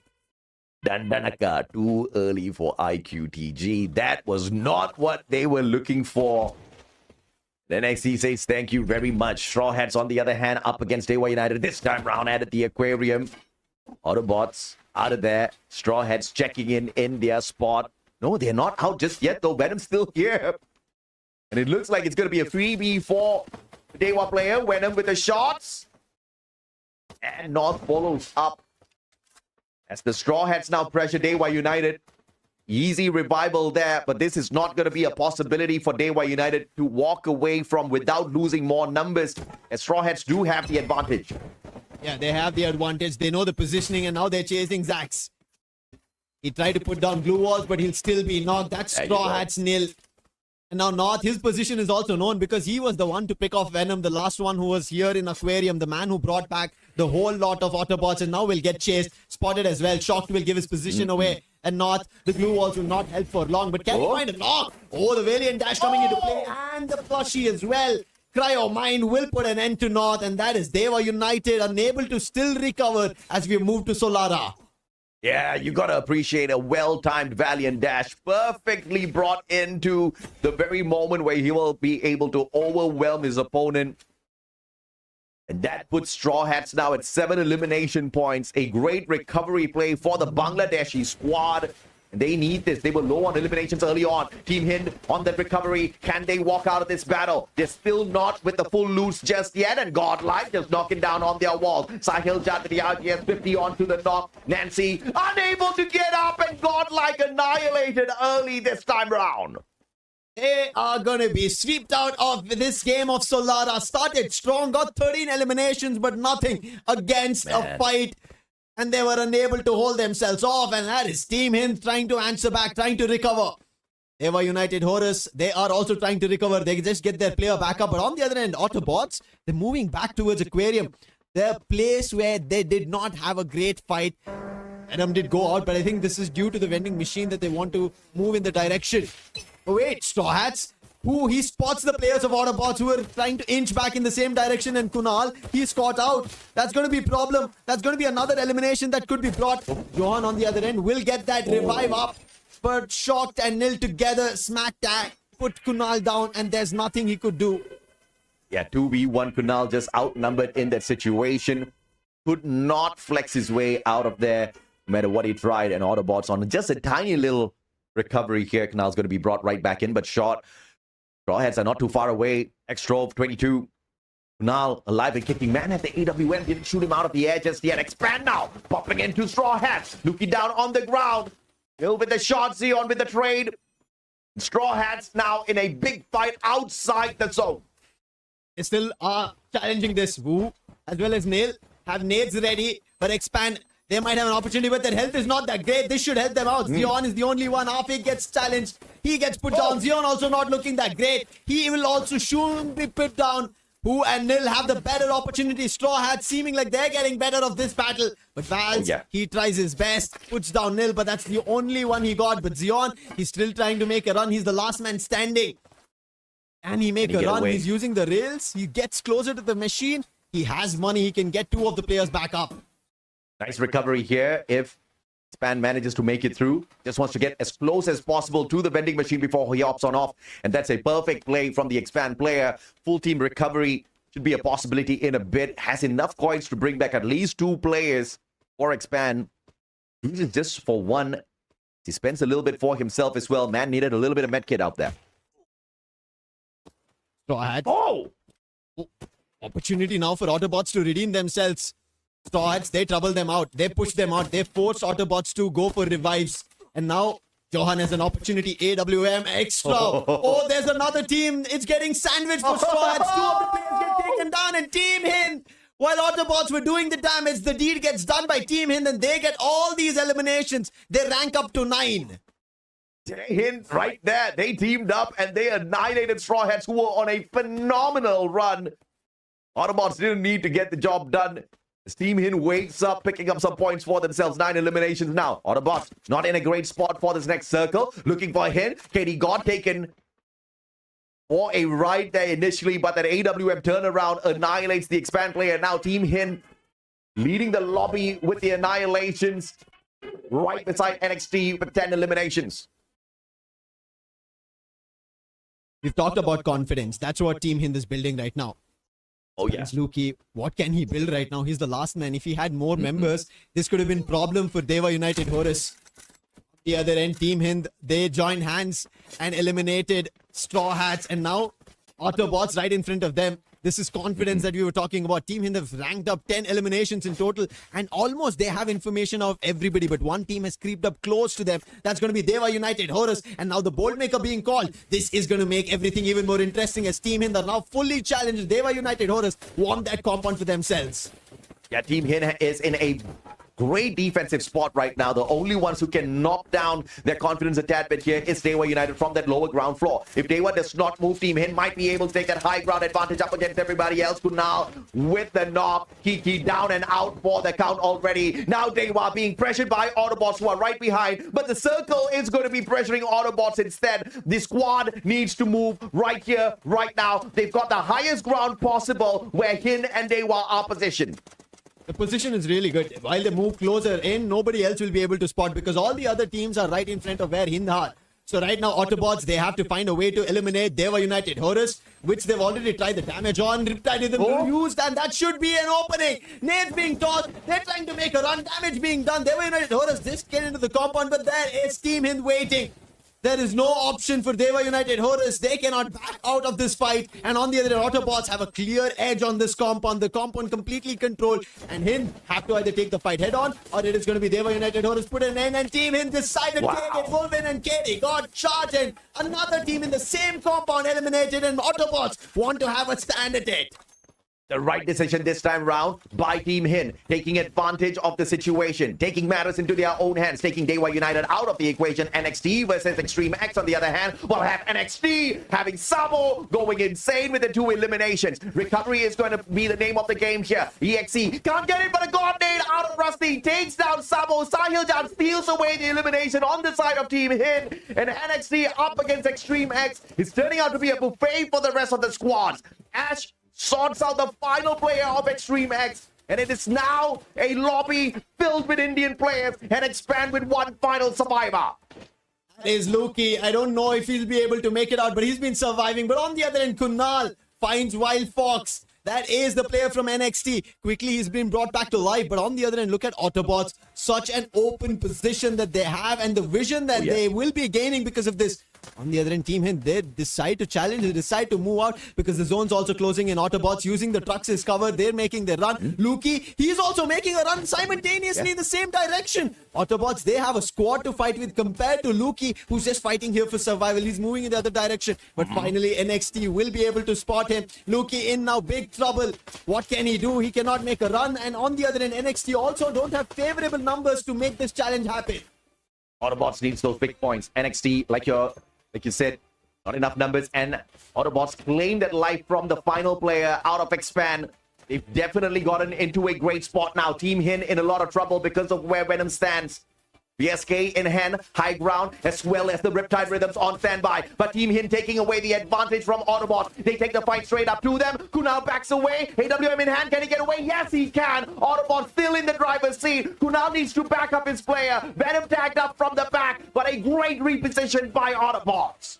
Autobots needed only 18 points to activate Champion Rush condition at the end of Game 3. They have 9 eliminations, and all they have to do is make sure they're second. They will be able to get 9 eliminations, 9 placement points. That's going to be 18. But if they get extra, they'll be happy, and there is the opening. Venom puts KD God down, and if his confirmation comes through, that is going to be even better. But on the other end, Hind, they will get confirmation, and Venom will actually pick off KD God. Autobots, they've made it to the top 2. Hind, they don't have numbers. The last 2 on the other end, and NXT with one last survivor as Kunal with another coordinate picks one more. Johan, he picks off Shoto. Numbers dwindling. Autobots rising up towards Champion Rush, and Venom with one more. Hind is the last one standing in front of the Booyah. A back-to-back is what Autobots pull off. A back-to-back Booyah! They are the first squad to activate Champion Rush. Guaranteed. No doubts about it whatsoever. So far, no Booyah, no problem, but Autobots have scored 2. Will they be able to find a third one for themselves when it truly matters? They have been leaps and bounds better than any other squad out there. And South Asia are not just in here waking up. They are looking to dominate the grand finals through Autobots. Autobots, unbelievable run in the grand finals. They had only one Booyah in the entire run through this grand finals that they made, and now they have a back-to-back. And you have to give it to Venom, the man with the sniper. Look at him finding corners, edges, picking players off, not allowing anybody to survive. And in the end, Wolverine was the last one standing. He knew, and they knew what they had to do. And Kunal, the man who was always close up throwing nades, the one with the last shot connected, that gets the Booyah for Autobots. I'm still unable to believe it had only one Booyah in their entire South Asia planes, in their entire main event, and now they have 2 more than their run to qualification. They made it in the grand finals. Absolutely, man. And Autobots, they were so phenomenal. And can you think about the main week? They had no Booyahs at all. You talked about that one Booyah, but in the main week, they were just focusing on the eliminations. They were focusing on finding those final circles, but not a single time they were able to do it. Here at the grand finals, they flipped the script, but that's what I'm worried about. Did they flip the script a little bit too early as far as those Booyahs are concerned? Because now, when it is the most important for them to pick up on a Booyah, the question is going to be whether or not they can get the job done. But as far as South Asia is concerned, they are getting the job done. Look at this. Autobots, Team Hit, NXT, Godlike, all climbing up the leaderboard for this match. This tournament in itself, in Free Fire Max Asia Invitational 2026 Spring, the South Asian teams have been on another level. They've been challenging everybody, and in this grand finals to see 4 of the lot of 6 that we spoke about. And look at the points. 26 we already mentioned about Autobots. Hind at 25. NXT at 22. Godlike have 16 in their name. And every other team that was chasing towards this Champion Rush criteria. Let's take Deva United Horus. They had to get Champion Rush activated in 4 games. And now they are look to be a little too far behind. They just got 8 points in this game. Closer after them, I feel like it should have been Expand from Malaysia. They also have only 8 points. And Aki, this team who did struggle but were still able to push through, especially last few games in the main event, worked out brilliantly. It is not working in their direction as well. What a run this is. I mean, you cannot pull off a storyline of what's right now happening to connect to who could become the champion at the end. Yeah, you cannot predict what's going to happen in here for the grand finals. Like I said, we are just too close to each other in terms of performance. But Autobots have just been out of the ordinary today when it comes to their performance. Extraordinary is the right word. But Expand and Dewa United are not too far away. They just need a 30-point bomber, which we have both seen they are very capable of in this current competition, in this lobby. The only problem is the awakening of the South Asian squads. The Indians are not letting go. Bangladesh is not letting go. Straw Hats were on fire this time round as well. It is not going to be easy to close this off if you're from Southeast Asia. But South Asia, though, Autobots with 3 games alone have activated Champion Rush. How insane is that? Unbelievable. This storyline to even conclude. There are fan favorites in this. There are big names in this. And it's going to be Autobots. And if you kind of talk about it, they're the dark horses in this entire tournament. They had, in the South Asia Plains, no booyah, no problem. We spoke about that. And from their main event run, as you mentioned, no booyahs at all, concentrated on playing really well. In terms of eliminations, I think in the last few games that we were also talking in the main event, I was kind of rooting for Autobots to figure a way to find booyah so that they could become in the Champion Rush condition activated and find their booyah. But they finally thought and they've become what they wanted. And with that, this man, the IGL commanding them, Kunal, does a phenomenal job in that play. We saw him doing grenade. We saw him doing the close range battle with the M590. And now there is the sniper AWM. He's filled up all the shoes that's there as a role in one team. Dude, that is the best case scenario, playing the meta on its best. He's got mechanical skills, he's got the brains with the active and passive combinations, and he's the grenadier of the squad who can snipe and, like you said, play those shotguns really well. Kunal definitely made a big difference, but this was a team game. This was Autobots at their best, not as one supreme player on their side performing well. A whole squad of performers out there who were on their top game. They had the Riptide rhythm timed well from Venom, and his snipes were pretty deadly as well, rocking the Moko Maro and Suzy, getting extra coins for the squad, always keeping them on their toes. You see the enhanced hammer from Mad God, that has made a very big difference for the squad as well. He rocks the Valiant Dash off of that Oscar. Johan, as the person who's responsible for making sure the squad does not fall, and Autobots did not fall. Nope, not at all. And again, once again, they are about 1,500 damage. Look at Mad God at 1,700 and on Venom 1,800. Johan at 2,700 and Kunal already being the MVP, 3,500 damage. This is obnoxious. This is unbelievable. This is outrageous to do it in the grand finals. Absolutely. And to do it in 3 games, to activate Champion Rush in 3 games, I mean, Autobots are having one hell of a day out there. If anybody doubted the capability of Autobots in that first game just because they were farming off of one squad, I think Autobots has managed to shut some mouths out there for sure. The start to end, it was a great run for Autobots from Eco Drain into Bayside, but where things got a little heated was at Aquarium. But you know what they did? They just ran away. They did not want to deal with Expand at that point of time. Casa Vista got a little messy as well. Autobots were forced to play recovery, but they pulled it off perfectly, right? They had a lot of instances where they could have been taken out of the equation, but they always kept a couple of steps ahead of themselves because they were never committing to a full fight with 4 players at the same time. And problem does happen. And I think even Team Hind, in terms of holding off just one compound for themselves, they put down Godlike in that spot. When Deva United decided to challenge them, they put them down as well. And I think in an instance, there was a little bit of a fight with Expand as well. So Team Hind at that very spot were able to hold themselves for long, but that position was compromised. And we kind of talk about it, right? While you know position of other teammates or opponents who are in front of you, you need to be worried if there is the backstab, somebody on the flank, and Autobots were the ones who were on that flank. They had covered. They had no space to Team Hind to move out. So Autobots had clear vision of them at all times. And while we are talking about Autobots so much, I think when the day started, while we were thinking about teams such as Team Hind, Deva United, we were on Expand, we thought maybe Aikutol Gaming or Godlike, I think pretty much the whole lobby did not count Autobots today when game number 1 started. No. And it's just a toss of a coin in terms of who's going to have a great run out there. And you know, this is something that we talked about before this broadcast started, Lucifer. It was confidence, because these teams are all good. But one team that builds up the confidence early should be able to run all the way to the very end. South Asia has been explosive so far. Autobots have been explosive, but the rest of the squads need to be careful because you still do have 2 dangerous Southeast Asian teams high up the leaderboard.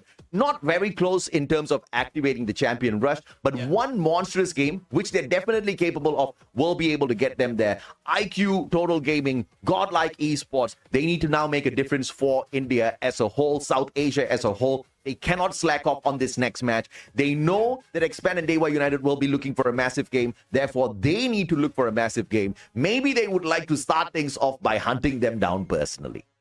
I was about to say the same thing because as you rightfully said, right, we've seen massive games from them. And right now, both Dewa United as well as Expand need 31 and 32 points that they have to manage in the next coming game. And if they're able to pull it off, it's done. They have Champion Rush activated.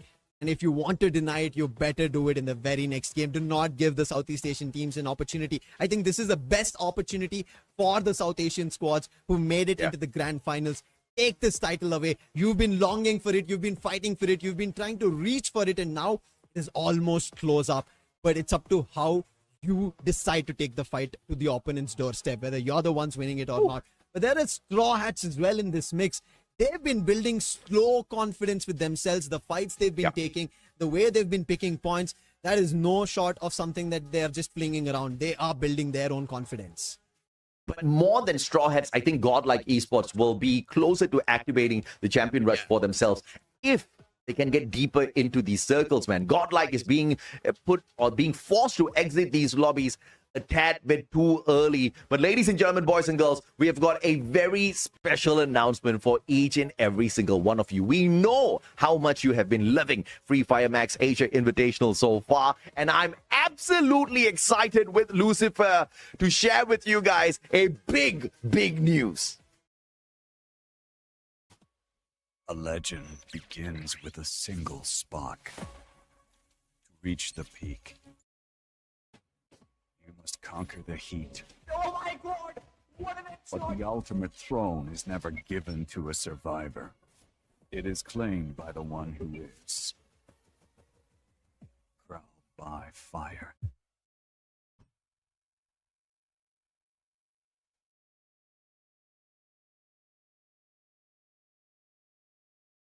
You see them rise through fire. Now you get to see them crowned by fire. Before we bring this competition even close to the end, we're already telling you we are gonna have more out of the Asia Invitational, Lucifer.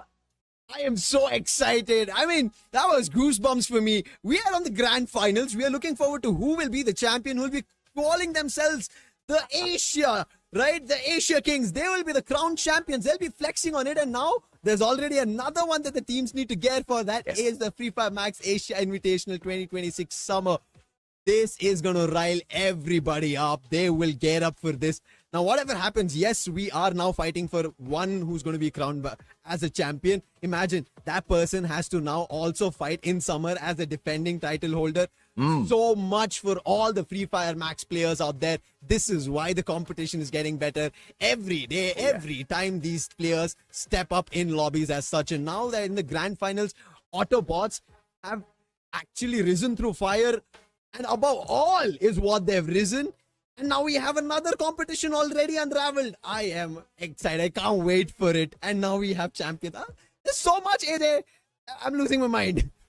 I am bloody excited, man. And South Asia cannot let this opportunity go. They have to prove themselves. They have to get this title, because I can already see the storyline for summer here at the Free Fire Max Asia Invitationals.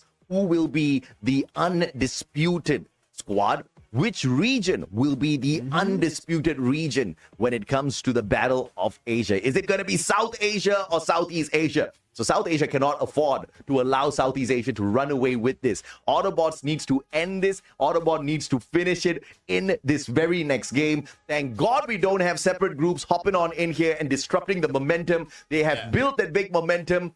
They are close enough to wrapping things up, Lucifer. Now, when we kind of think about what's happened so far, quickly, right? Game number 1, we started seeing how Expand, just like what they did in our main event day 1, they got their booyah, and we thought, oh wait, the Southeast Asian teams have decided to start things off. And we saw with them, we had Dewa United Horus as well. And that told us, okay, the Southeast Asian teams are here to take away another title from South Asia itself. But then Autobots, out of the blue, just decimated everybody on Kalahari. Nobody had a chance in a squad fight against them. And from there, they took that battle towards Solara, where it happened that we thought, okay, Straw Hats are now challenging Autobots. They're taking them down. Numbers are not that great. Venom brings them back to life. That second life and opportunity gave them this chance, AJ. And now they're just one step away. One booyah, they're the champions. I would like to thank all of you for giving Lucifer and I the chance to cast these amazing games. But we are going to have to sign off now as the first set of casters. We've got more talent coming up for all of you guys. We're going to take a quick short break. When we come back, we get to see if or not South Asia gets to close off the competition early.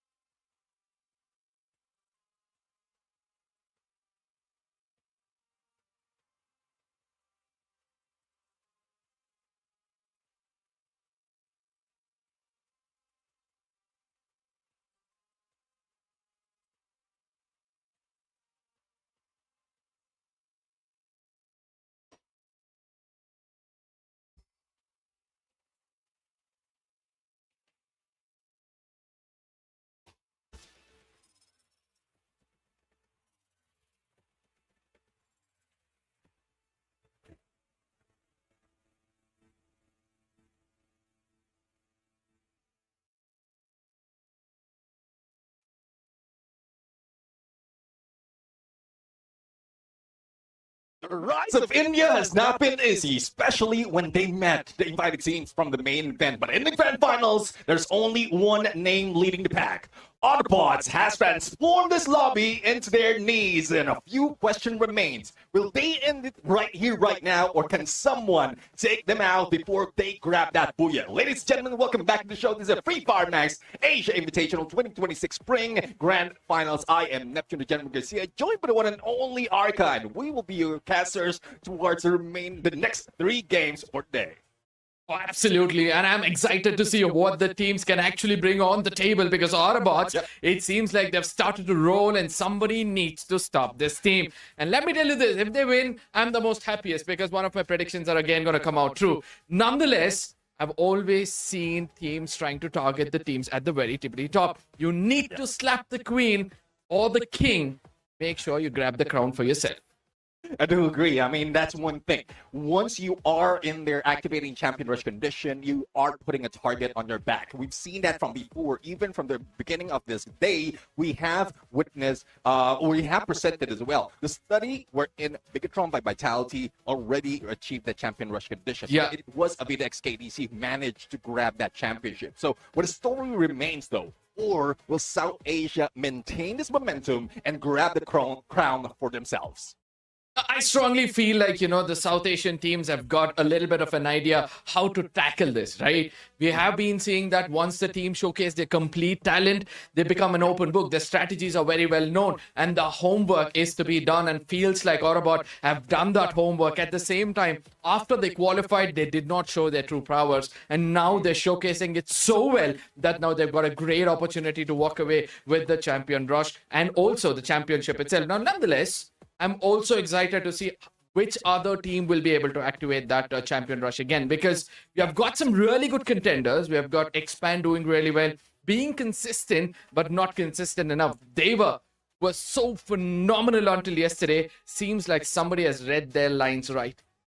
Yeah, I mean, it's tough really to call. I think for everything that we've seen, especially from Dewa and Expand, they've shown so much already in eliminating the team. They have shown us a few more pages of their tactics. So let's see, though, if there's something that they can change all throughout. But something that we've seen has changed a lot are the drop spot of the team. As we look at the preferred drop spot right now, as we head in, or before we head into next era, we are now looking into Intellect Center with a hot drop or potential hot drop, Grab Labs, Boxing Gym, as well as Deca Square.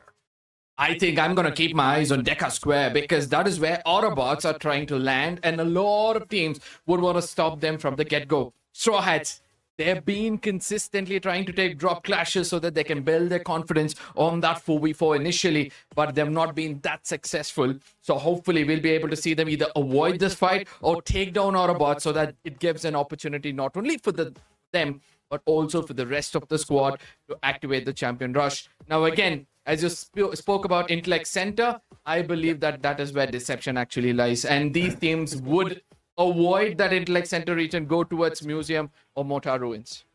Yeah, which team are going to go for the mind games? And if they were United as part of that mix, it's difficult really if you're going against 3 from the beginning. They managed to pull it off from the earlier game. They managed to get a lot of points, but towards the end, it was just Autobots who's wreaking havoc all throughout this lobby. So let's see though. If something that we expect are those preferred drop spots would be changing in a bit. We've seen that for the first 3 games. We're going to see it in a few more games after this, and I'm real looking forward to who's going to grab that booyah. But we also have a few of our own insights of who might be leading the pack right here in this map. Again, Nextera is one of that map we're in. Despite of how big it is, there's still a lot of safety in there. There's a lot of compound to work with. Plus, a lot of teams are working with survivability in this game. A lot of teams has managed to bring a few more survival compared to the past, wherein this is just an elimination game when it jumped into the specific map. This time around, it's more of the placement that's being gathered by the team. Absolutely, and I feel that this is one of those maps where Autobots can seal the deal because it's not an aggressive map. Teams are not going to target you that much. You have space to run away from a fight, which Autobots are experts in, if you ask me. Previous map as well, one player escapes from a fight, revives the rest of his squad, and they know how to come back with a counter strategy. They've been adapting really well when it comes to those close range and the long range battles. So hopefully we'll be able to see a shortest grand finals take place out here because that excites me. I've seen everything but not a short grand finals. Well, I mean, we are excited definitely because if Autobots really ends it right here, we are just breaking records in terms of number of days it gets to end for the champion rush condition. But a lot more excitement though, if anyone would be taking that spot away from them. It was explained earlier by Lucifer as well as Ager, wherein it's just a massive 30-pointer game coming from Expand. They were united, and they will be in the same spot as Autobots Esports. But that means that one spot, or one game, will still be at risk for them, giving a chance for Autobots to take that booyah. But, well, let's see though on what's coming up next, because this is the map of the future for Free Fire. Next era, bringing the terror in this game. Speak about the terror, we need to speak about Autobots who do not need much points. All they need is a booyah, whereas the rest will look forward to hunt down the teams as much as possible. The flight path is going to reveal a lot. And by the looks of it, it seems like it's going to dissect the map into 2 equal halves. Lido jumping in from Mud Side, heading into Museum. A few of those teams who are expected to hot drop might be fruitful to that promise, but we are expecting some of the teams to move out of the way, make sure that they are safe, find their drop spot and their loot before they go in for the engagement. But what we've seen, godlike, very near to Team Aki, and it might be an early engagement right here. Nope, Team Aki just passed by and went into grab labs. So from the looks of it, it's only Rust Down where we have trouble. Oh my god, Revenant X Spark on the receiving end of things. A bait trade comes in against Sabo. Now Wild Fox will have to step up, puts down another player. Looking forward to end this deal for NXT. Revival has come through. 2 eliminations have already gone in their favor. 3rd one as well. But Gopu, the clever one, stays away from this fight and will be reviving one of his teammates. But needs to be careful. And there is NXT coming in closer. Experience is coming into play. Gopu puts one player down. Goes around to bite some more time. Ash gets taken down. Gopu looks unstoppable with Wild Fox coming in closer. Stops him at the right time. And this is where Revenant X Spark needs to be careful yet again. Gopo was just saying, that's unfair. You need to wear a mini Uzi as well so we can go toe-to-toe. But Hemo has been taken down by Xeon from afar, VSK in hand. And after that engagement, seems like Expand wants to grab those points, stop NXT from getting it. But will they be able to end it in Rust Down? A lot of elimination has been happening as well from the other side of the map. And the United is already in trouble with only 1 player remaining. This might be a chance for the rest of the team to end them and prevent them from getting all those points. NXT left with just 2 players in this vicinity, whereas the others are far away. Revenant X Spark, they flew right over this region to get as much information as possible. Zan gets taken down. Sabo yet again proves why he's one of the best, but shows his back, eventually gets taken down. And Wild Fox now tries to retaliate. Walls coming in closer. We'll have to see who dances better. It seems like the time turner is going in favor of Wild Fox. Mac-10 trying to sing the songs of death will be a good retaliation coming in from the side of Walls. We'll be getting another confirmation. Well, there comes back up, but it's a little too late. Expand managed to get 5 elimination out of this battle, and with Max 7 coming from Expand was just deadly. But here comes Autobot, knocking on their doors, or probably just a little bit in there towards the gate or the fence of their front yard. But Loki knows what's going to happen, and he jumped into the bridge, making sure that not everyone can be taken down. Autobots need to play it a little bit safer. I know they're relying on the instants yet again, trying to play it a little bit aggressive so that they do not lose their momentum. Yet again, it's got to be Expand trying to do their best, almost putting him down. Up peak, tries to escape but gets taken down. And this is where Mad God says we are still in the fray. Unan, some information. He knows that there's another lad nearby, but Luki, that sneaky snake, needs to be careful. Deva United gets eliminated far away. The doors are yet again open for another team. Mad God puts another one down. Eventually saves the teammate. And here's one thing though, I mean, Autobots, I'm not expecting them to be this aggressive. This time around, they're trying to beat down on Expand, reducing the chances of anyone catching to them that easily. And most of the time, like, if you have the champion rush condition already, you'd stay low, you'd be quiet, make sure that you find that final circle and grab that booyah to be the champion. But Autobots, they have that momentum. They have that elimination spree that they have right now. So I don't think they'll be letting go until midway of this game, where it really matters for them to grab and get into the final circle. Irony, NXT coming in closer towards the fire. It's Aki trying to hold this position, not going to be available as Sabo puts another man down. NXT, they played a similar kind of a gameplay when it comes to the FFMIC India, spring. And it was a very, very good approach from their side. But for now, be careful about Autobots. Now they're going to be very close to EXE. And I hope they're prepared for it. Let's see. I mean, Extreme X not looking good really for the first 3 games that we've seen them. Most of the time, they are the first one to be eliminated. And this time, they're going against Mad God and the rest of the squad. Sticking together. I'm not sure if this is a good plan. It's a good thing that Flicker is far, far away to give them that hope of being revived. But here comes Autobots moving away from the compound of Rustdown. They need to head into next phase in circle. The only question, though, is who are they going to meet along the way? We're seeing a lot of elimination on the other side, as Godlike has received a lot of damage. Also, one of their players has been knocked down. But will they be able to fight back against their opponent? But Team Aki not out of woods just yet. Reset needs a little bit of reset. Half of the HP has been taken down. Kunal on the other side gets taken down. It's a fair trade. Mad God again going mad, trying to take down a player. It's going to be backstab. And this is where Autobots need to make sure they come up with an answer.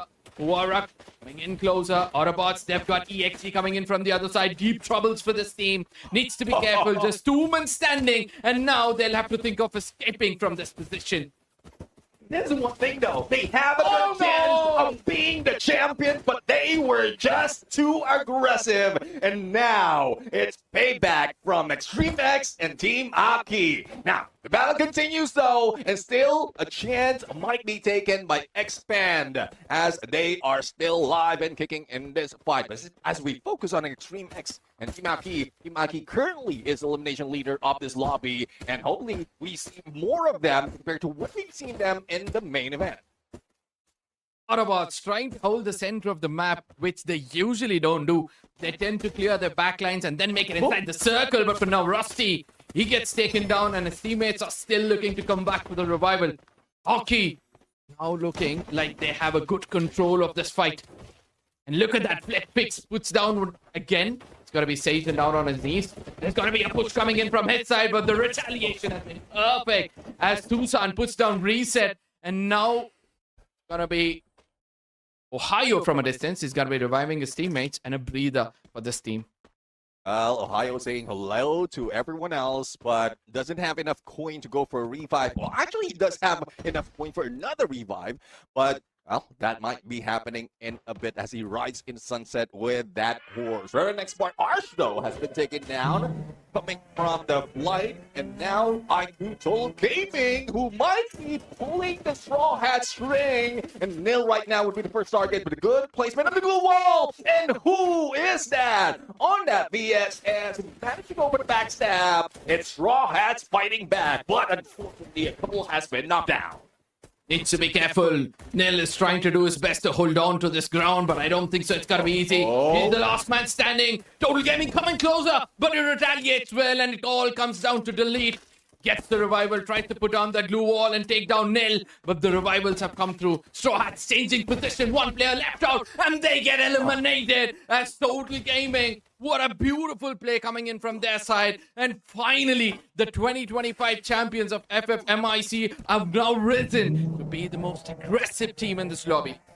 I really love to see more of IQ Gaming right now, but they have to move fast. Though they are currently in third place, but there's still plenty of opponents ahead of them, like Expand above them by 7 points, and there's a few who might be able to hunt them in a bit, like Reverend X Park, who's currently hunting NXT. So as we look into this battle that's happening outside the blue, hopefully it doesn't give so much time in here, because they need to get into the next space in the circle, because it's getting deadly with all those shots coming in from both sides. Revenant Spark, they have lost 2 players. Tosh is now on a hunt. He tries to retaliate, misses a lot of shots, and Stabber puts him down. And this is where the last man standing for this team will have to fall back, and cleverly he does. as NXT. Let me remind you, this is one of those teams who show their aggression once they realize a team has activated the champion rush. They don't shy away from fights. Revenant X Spark were looking so strong on day one. Now, not having a great run. Definitely only 25 points, but it's a good thing that they're grabbing elimination as well as they can go on for the revive. But the only question though is, will they be able to get onto next phase's circle without getting or without being approached by any team? As we look into this current situation of Hora going against Godlike, Riptide with him on the other side from Bodo, and this might be a chance for Hora to take down Godlike. They move in second floor just to get away from those potential nades, and Hora right now just went in and secured this ground floor. Aura needs to be careful. They're not having a good run today. It's Godlike. They're being changing position, but that nade was phenomenal. A follow-up grenade has come down as well, but Godlike still survived, and that opening. Eventually, 2 players down, and the retaliation turns out to be real. Godlike trying to hold on to this position, needs to revive their teammates. Nancy very low on HP, and look at that Stops trying to break those glue walls. Won't be able to do so, and Godlike now recover with a 4-man squad. Will be trying to hunt down Hora, who are trying to run away from this position. Great positional advantage that was taken by Godlike in there. It's just a timing that Hora misses to be able to secure all those knockdowns or potential knockdowns after the damage of those nades. But Godlike doesn't want that to happen again, thus they're trying to take down Hora and not stopping at all. Glue was already down, but still managed to go in for a revive. So Hora is not out just yet. 3-man strong, or make that 4-man strong, and they might be moving out of the way away from Godlike. Stay away from Godlike for now because they've got a good position inside the circle. NXT on the other side, they're being challenged and questioned. Look at this. Every single team in the lobby have got a minimum of 7 eliminations. Shows how desperate each and every team is to get some points on the table. Expand Loki's position, a prime position, and a bird's eye view for the whole circle. And he can do a lot from there as a sniper. Let's not forget that Hora Savage needs to regroup with his team. You know, if they can regroup with this team, they need to be silent for the moment. Third to the 4th phase of the circle, already closing in. Expand a great position, and we've seen how well Loki was on that robo head. So if they can take down Revenant X Spark, that's a huge target that they can beat down and will not be chasing them towards the end. 8 elimination already for Revenant X Spark. It's good that they have a little bit of haystacks holding or being held right now, but the zone is not on them. They have a launch pad available, and they might be able to jump in onto Loki and take him down. That is one good plan right now, but X-Pan is still preoccupied because IQ Total Gaming is already below them, and they might be rushing a bit. Total Gaming trying to play it as deceptive as possible. Probably if the Autobots are not in the lobby, it's time for you to become the Decepticons, and that's what they're looking out for. At the same time, NXT not having a great run as Aki. It's got to be fixed this time around. A grenade comes in, tossed at the perfect spot, and it's got to be Ohio trying to put up some kind of a pressure over NXT, but they have done a good job to retaliate. Ohio, given away his position, is now trying to run back, but NXT, they're eager to put an end for this team. Oh, NXT is one of the leaders of this pack right now. 14 elimination already into the fray. Great revival capability, but Rusty from Extreme X, they didn't get away from Zipway. They managed to wait on that final moment, and Aki is now eliminated. NXT though, next target, and it is Flicker once again who took down Sabo, and the revive might be in the ways, and Hemu with that stealth bites might be able to sneak in, but will he be able to go for that revive? I don't think so, because Rusty has an idea where the player is, and eventually he's been put out, and NXT are out of this game as well. EXT 15 eliminations, Expand 12, Total Gaming have got 10 for themselves, but the Silent Assassins watching everybody's got to be godlike for now. But look at this, Expand, Loki lives that prime position. Now he's trying to come down to make sure that he gets an angle from where he can do the damage. Mafia from outside the circle trying to backstab EXT. Needs to be careful, but he gets knocked down. And now Total Gaming under immense pressure. See if the pressure can be relieved at the moment. Extreme X though, I think pressure is being felt. Rusty right now being picked up, but I don't think they'll be able to move out of the way because the Blues already closing in. Glue Wall stops them for the moment, but recovery can be done. Here comes Flicker. A little bit of cover from the side, from this flank, but Rusty right now is just in there. Not so much of help from the rest of the squad. As we say goodbye to Team Hind. From this lobby, it is Godlike making work of Extreme X with only 2 remaining players. It's not looking good for Extreme X right now.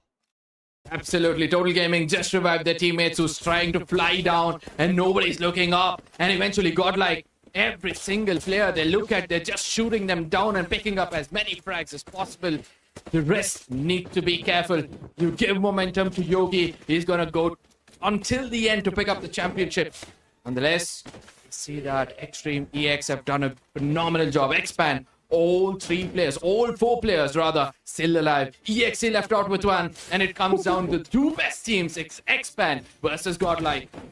It's a good thing, though. It's a 4v4 situation. No one's at a disadvantage. But looking at Expand, we know how aggressive they are. We know that they're close as well to achieving that champion rush condition. Riptide ready to vault, but it doesn't go down that easily. Or spawn on the other side, and Yogi might be in trouble. Here comes Afiq, going for the chase, but no takedown is happening. They might have been baited in by Nancy, and this is trouble if in case Expand steps out and open. They need to play it with that shrink of the circle, but good enough that Godlike managed to lay a few of those blue walls to cover Xeon in this approach. Loki, the strongest link, is now being targeted.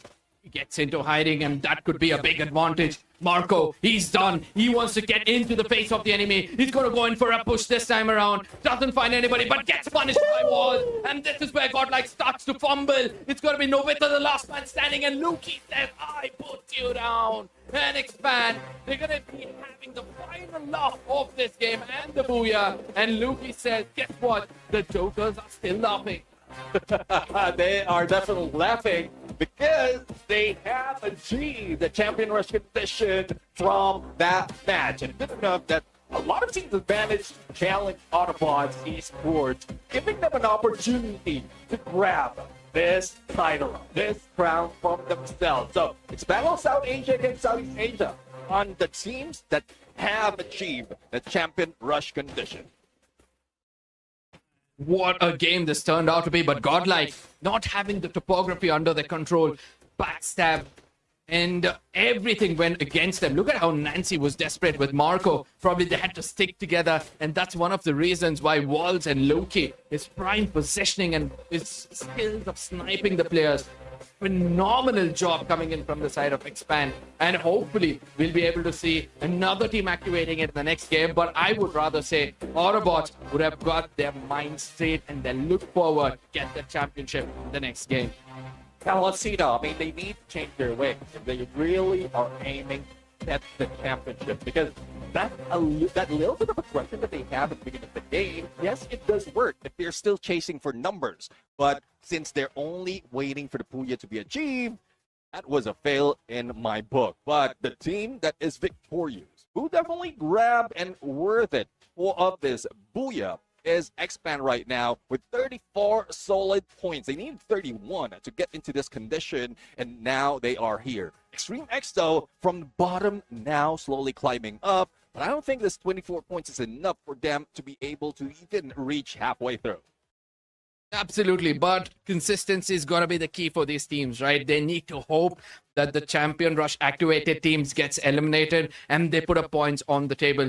NXT have done a decent job. Total Gaming had such a prime position. They've lost it from that position. Revenant, X-Pac were looking aggressive. They also get punished. And with this, ladies and gentlemen, another team is going to get that crown over their head. All they have to do is make it real. Expand makes it in with 83 points. And let me remind you this, Autobots are still the aggressive ones. Yeah, definitely. I mean, Autobots a little bit too aggressive, but they can aggress, definitely. Expand, though, is more tactical at this point and manage to catch up to Autobots. The next in line would be Godlike, as well as IQ Total Gaming. So Godlike does need 20 points to be able to do so, and I think they can achieve it. For IQ Total Gaming, additional of 4 to be able to get into that next, to be able to get into the next spot. So will they be able to do this? Will they be able to achieve it? A little bit of correction. That's 17 and 21. Let's take a peek of that MVP. It's Waltz from Expand Arca. Walls from Expand indeed was dancing around, making the opponent's knees break, ankles break. What a moment it was from this lad. And I'm shocked to see that he was using an SVD at times. Nonetheless, he's got that rookie, and that itself shows that he has a very different approach towards this game. 3,220 damage in total for 10 eliminations. And in Nikita, J. Babes, and Joseph, he was ready for being the punching bag for the team. Yeah, definitely. I mean, especially with the J Beebs, he was being aggressive at that win front line, and with that silver spoon coming from Joseph as well, there's there's no nothing that can be used to slow him down. And let's take a peek though, as a rest of the squad, another Alok play being used right here, and I'm really loving that they're prioritizing on healing. And does give us a little bit of storyline as to why they're surviving that long. If you remember, Expand is one of the team that was almost eliminated, but I think that drop the beat has helped them so much, especially with that Olivia as well as with that Joseph in hand. Zion has done the deed of being the full support of the team. Sometimes you need to think out of the box, and that's what Expand have done here, and it's gone their way. Waltz, 10 eliminations, 12 knockouts, and 2 assists for 3,000 damage. Happy to see that Luki was able to perform well. 3,700 damage, the highest among the lot. Yes, he's got lesser knockouts, but he's been the most tactical and has been the most watch-out player for this team. Afiq on the other side, we saw him do some exceptional stuff in the final moments. Zion as well, trying to take more of damage, trying to, get all the attention for the team, is still relieving the pressure for his team as well. I guess this is the only first time as well wherein we see almost everyone getting 3K in damage, and it just proves to show that Expand is not here to fool around. But let's take a peek though on the rotation they have taken on the circle analysis. As we saw earlier that they were almost being taken down, the revive managed to save them a lot, and they managed to get that position as well in the high ground. Luki on Overwatch just gave them that information as well as an opportunity to slowly creep into next phase of zone. Even everyone who approaches them has been taken down, and I think the only team or one of the team who managed to get close before that final circle closed in was Godlike, but Godlike did deal with a different team earlier on. It was Hora, so that was just a saving grace for Expand. Otherwise, they could have been eliminated at that point. Yeah, absolutely. And again, Luki's position, right, trying to get into cover at the nth moment was also a primary example of how you need to have your strongest teammate alive in this lobby. Good to see that both these teams were indulged in fights throughout the circles, and they've done a decent job. Nonetheless, Autobots, since they got taken down early, it still smiles on the faces of the other fans. For now, we look at the upcoming map. It's going to be the map of Purgatory. And this is where I feel like a lot of things can change. Yeah, I mean, definitely a lot of things can change. This is quite a bigger map, and despite of how close the teams are, there's plenty of spaces for them to drop and move around. So they can stick to it, but only a few paces, a few meters, and they will still be safe from that early engagement. So I'm really looking forward to how the flight path is going to be, because if this is such a safe drop spot from what we're looking at right now, but if they are forced to, if a skewed flight path, like I always wish, will come up, then that's where we see early engagement. Speak about early engagement, I still feel like Brazilian campsite are going to be crowded, because that is where we have seen teams like Godlike and Total Gaming tend to hold the center of the map, especially in the map of Purgatory, because you have so much in stake over here. Two teams already activating the champion rush means that you need to be careful. You can target one team, but you can't target two at a time. So that makes it so much harder for the other teams. And let's not forget, since this is a big map, your snipers need to be at the tip of their toe. Yeah, exactly. I mean, I really love that snipers already popping up right now. No one's bringing in the double snipe setup. Probably there's a potential in Kalahari, but Purgatory, yes, you can bring it in the early game, and we've seen that so many times. From the beginning, 3 players, if not the whole lot, will be able to have at least one of the sniper or marksman, and then that's when they start getting elimination from afar. A little bit safer on a distance, but still deadly. That's one tip that I'm asking for Autobots as well as Expand. Because if they don't want to let go of their position, if it gets towards the end wherein they still want to get a lot of points, which I think doesn't do a lot because it's just a condition that we're taking. We're not looking at their rankings overall. There's no reason for them to stay at #1 spot. They just have to get the booyah in this game. And they can continue that, push away all the opponents until they reach the final circle. Absolutely. Now, again, since you already pointed out on how the teams will have to play, now I'm also thinking like what the active skills are going to be, because you will have to play for the latter stages of the game. You need to survive. You need to make sure that you have some punching bags in your team so that when teams are pushing against you, you'll be able to not only retaliate, but also bear the brunt. So let's see which among these teams are going to think otherwise. I'm especially speaking about Expand and Autobots in this game. The final circle for sure is going to be crowded, and that is where I would love you guys to share among your friends, because you're just seconds away from seeing which among these teams might walk away with the championship, and that's how close this tournament is turning out to be. Ladies and gentlemen, quickly go share it out. Yeah, share the stream, like it, and stay tuned on what's going to happen, because the next map, one of my favorite, and this is what I often say, even neither heaven or hell can save the team, especially two teams who's already on the roll from being relegated away from that champion rush condition. They will be sleeping on the job. But here comes the game, and the battle starts now. Loki on our screens, ladies and gentlemen. He's able to see downwards. Is gonna be the flight path. A very, very skewed one. And this makes things so much more interesting. Just imagine teams trying to head towards Crossroads, Moat House, Ski Lodge, Fields. My goodness. Now I want the circle to end up somewhere in the waters. Please, please, please do this. Definitely, I mean, already struggling on a flight path and now struggling on the final circle. But let's see, though, some of the teams who already made it. It's Mount Villa, who's being occupied by Revenant X Park as well as Extreme X. And similar story that has been happening, though it's quite better from the previous game. Extreme X did manage to survive a little bit longer, but not towards the end. But our current elimination leader, from what we've seen earlier, Seem Hin being taken down and Aki leading the fray. But going back to the battle in front of us, it's Revenant X Park who managed to go for knockdown, but no confirmation just yet. But here comes Arch, who might be a harsh breed who can take them down. Harsh still being aggressive, still making sure that he pushes forward. Doesn't have the information, needs to be careful. Gopu on the other side is on a very, very vulnerable spot. Needs to be careful. Harsh now trying to buy some time. His active skill is still out there, right? So probably he can use it in case he's restrained. But Gopu, oh my god, what a position. Sees Rusty, tags him out a little, and now Harsh has a bit of information. He goes in for a push. Eventually, it's going to be the dash which comes into play, but that is not going to be coming into play. For now, it's going to be Harsh who lands that shot and gets that confirmation. Rusty, a bit of pixels being visible, and Harsh misses a lot of shots.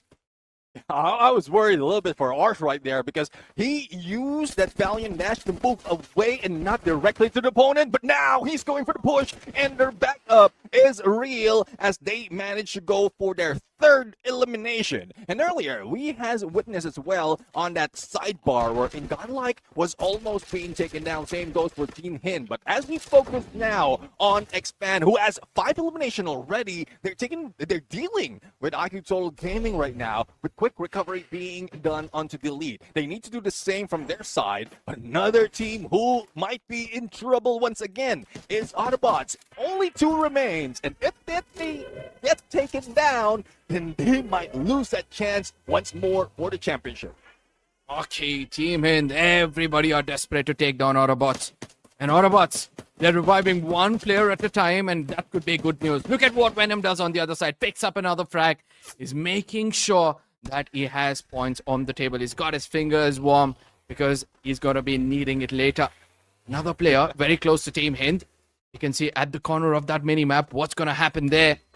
Oh my god, Mad God gets taken down and Team Hind gets that confirmation.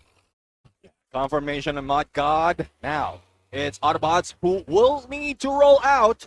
Because, yes, they have vending machine right here, but after using that binocular, they have spotted a couple and a little bit of push with that vehicle. Oh, but no! no! There goes Ohio saying bye-bye to Venom. And this is it for Aki getting their 6th elimination, and they couldn't go for the push, but out in the open they go. Might be targeted by Wolven from that second floor.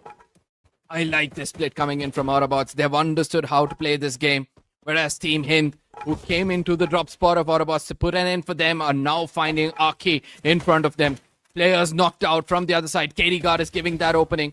Final 2 players, very low on HP. Sailjar gets in closer. Whoop. And on the other side comes in another set of players, and eventually they'll be putting them down as well. Aki in a bit of a trouble, and one player immediately gets away from this position. And that's one thing, though, that FGL, it's now, I would say, one of the underestimated weapon that we have in game.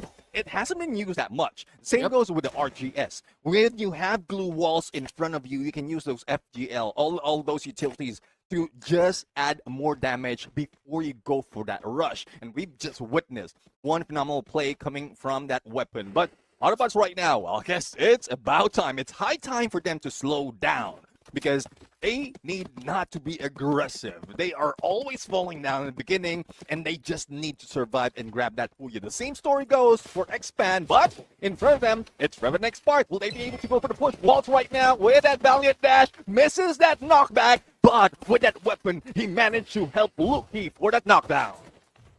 Expand needs to be careful, because Revenant X Spark at times can pull off a 1v3 or a 1v4. Harsh, one of the strongest players, is now jiggling around, but Expand Neon says that's enough. He puts him down and gets that confirmation immediately. The rest of the players from Revenant X Spark are now falling back, but Vincent says, let me try my luck. But Luki says, I'm also a sniper. Probably let's face it out in a close range battle. Well, let's see now. It's a 1v1 sniper. Hopefully the rest of Expand will be able to let this go. Waiting for that revive if it does happen, but no! It's Divine who managed to pull away together with Vincent, but Vincent goes down. X-Divine now needs to survive. Didn't get that much of damage because of the explosion, but will they be able to find another vehicle to pull away from Expand and bring back their teammates, as Marbleworks vending machine is already on guard by this Malaysian team? Expand, are they making a mistake trying to get outside the circle? By the time they make it inside, what if that circle is filled with players? Revenant X Spark on the other side. Cross the bridge. Gopu is right in front of their eyes. Afiq, with a vehicle which is already on fire, needs to be careful. And guess what? As they make it to that position, Straw Hats are also present in this vicinity, and Expand needs to be careful. That's one thing, though. I mean, if Straw Hats manage to stick to this area, and once Zeon jumps in, then they will be the ones gatekeeping the pack. And I think they also have seen Revenant X Spark already. Thus, shots are being dropped in on towards that area. But they're not the only one in here. IQTG is also in here, hearing gunshots coming from Straw Hats. And this might spell trouble out of the 4 teams within that crossroads vicinity. Ohio immediately falls back, understands it's important for him to survive. Guess what? He gets that elimination and tries to run away, and eventually Sajin puts him down and gets that confirmation. EXE, not a great position in this overall standing, but still he gets tagged down. Nobita from a distance. He's got to be using that grenade launcher, and he's putting it to good use.